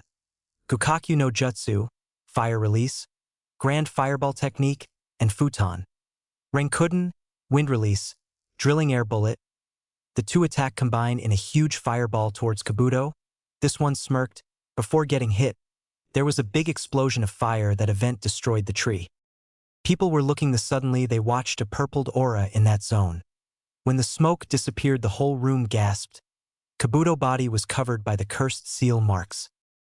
The others in the crowd all looked like they were going to be pissed, while the Jounins in the groups were ready to jump in to stop the fight.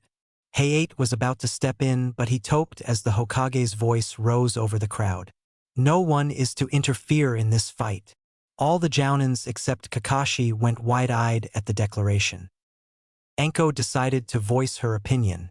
"Hokage-sama, that boy has a curse seal from Orochimaru. That other student is going to get killed." Sarutobi leaned back in his chair and took a smoke of his pipe.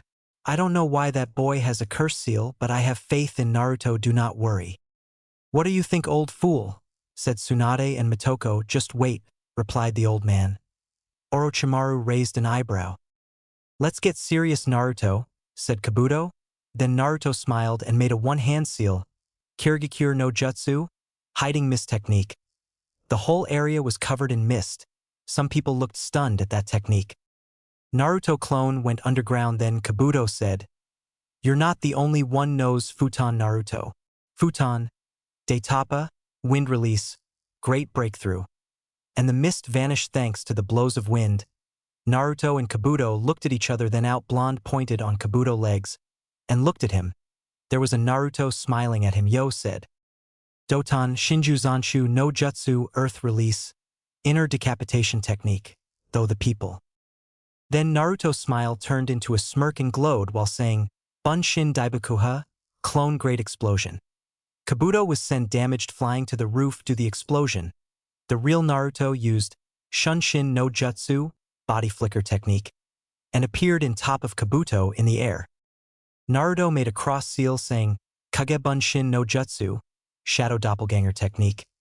And 4 clones appeared, each one grabbing Kabuto each pair of his arm and legs. Then they throw Kabuto to the floor at full force. People gasped at that. Kabuto crashed in the ground still stunned. Then a clone grabbed 2 clones and throw them full speed to Kabuto, then he dispelled. Those clones gave to Kabuto a knee blow on his stomach, making him cough blood.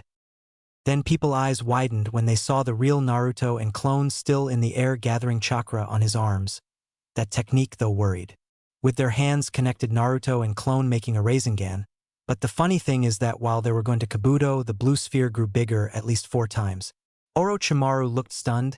Kabuto couldn't move due to the damage that his body had received. Well, Orochimaru say goodbye to your boy toy Odama Rasengan. Great ball spiraling sphere. When the he hit Kabuto, Naruto quickly used the Shunshin no Jutsu body flicker technique to get away. There was a huge explosion, enough to make a 10-foot crater on the ground. The shockwave was enough big that the ones in the stands were blown backwards to the wall. After all calmed down, they all looked at the lifeless dead body of Kabuto. Then they turned to Naruto, who was sweating and breathing hard.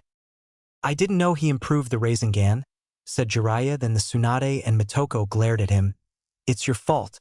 I forbid him to use that technique. I'm going to kill you both, said Tsunade. Even the Jounins were stunned by that technique. Then Kakashi turned to Itachi. Did you knew about this? He shocked his head. The Hokage glanced to Orochimaru, who already leaved, and gasped in relief, as well as the Sanins. Sosha Uchiha Naruto, said Hayate. Then Naruto collapsed from chakra exhaustion. People rushed towards him to check him.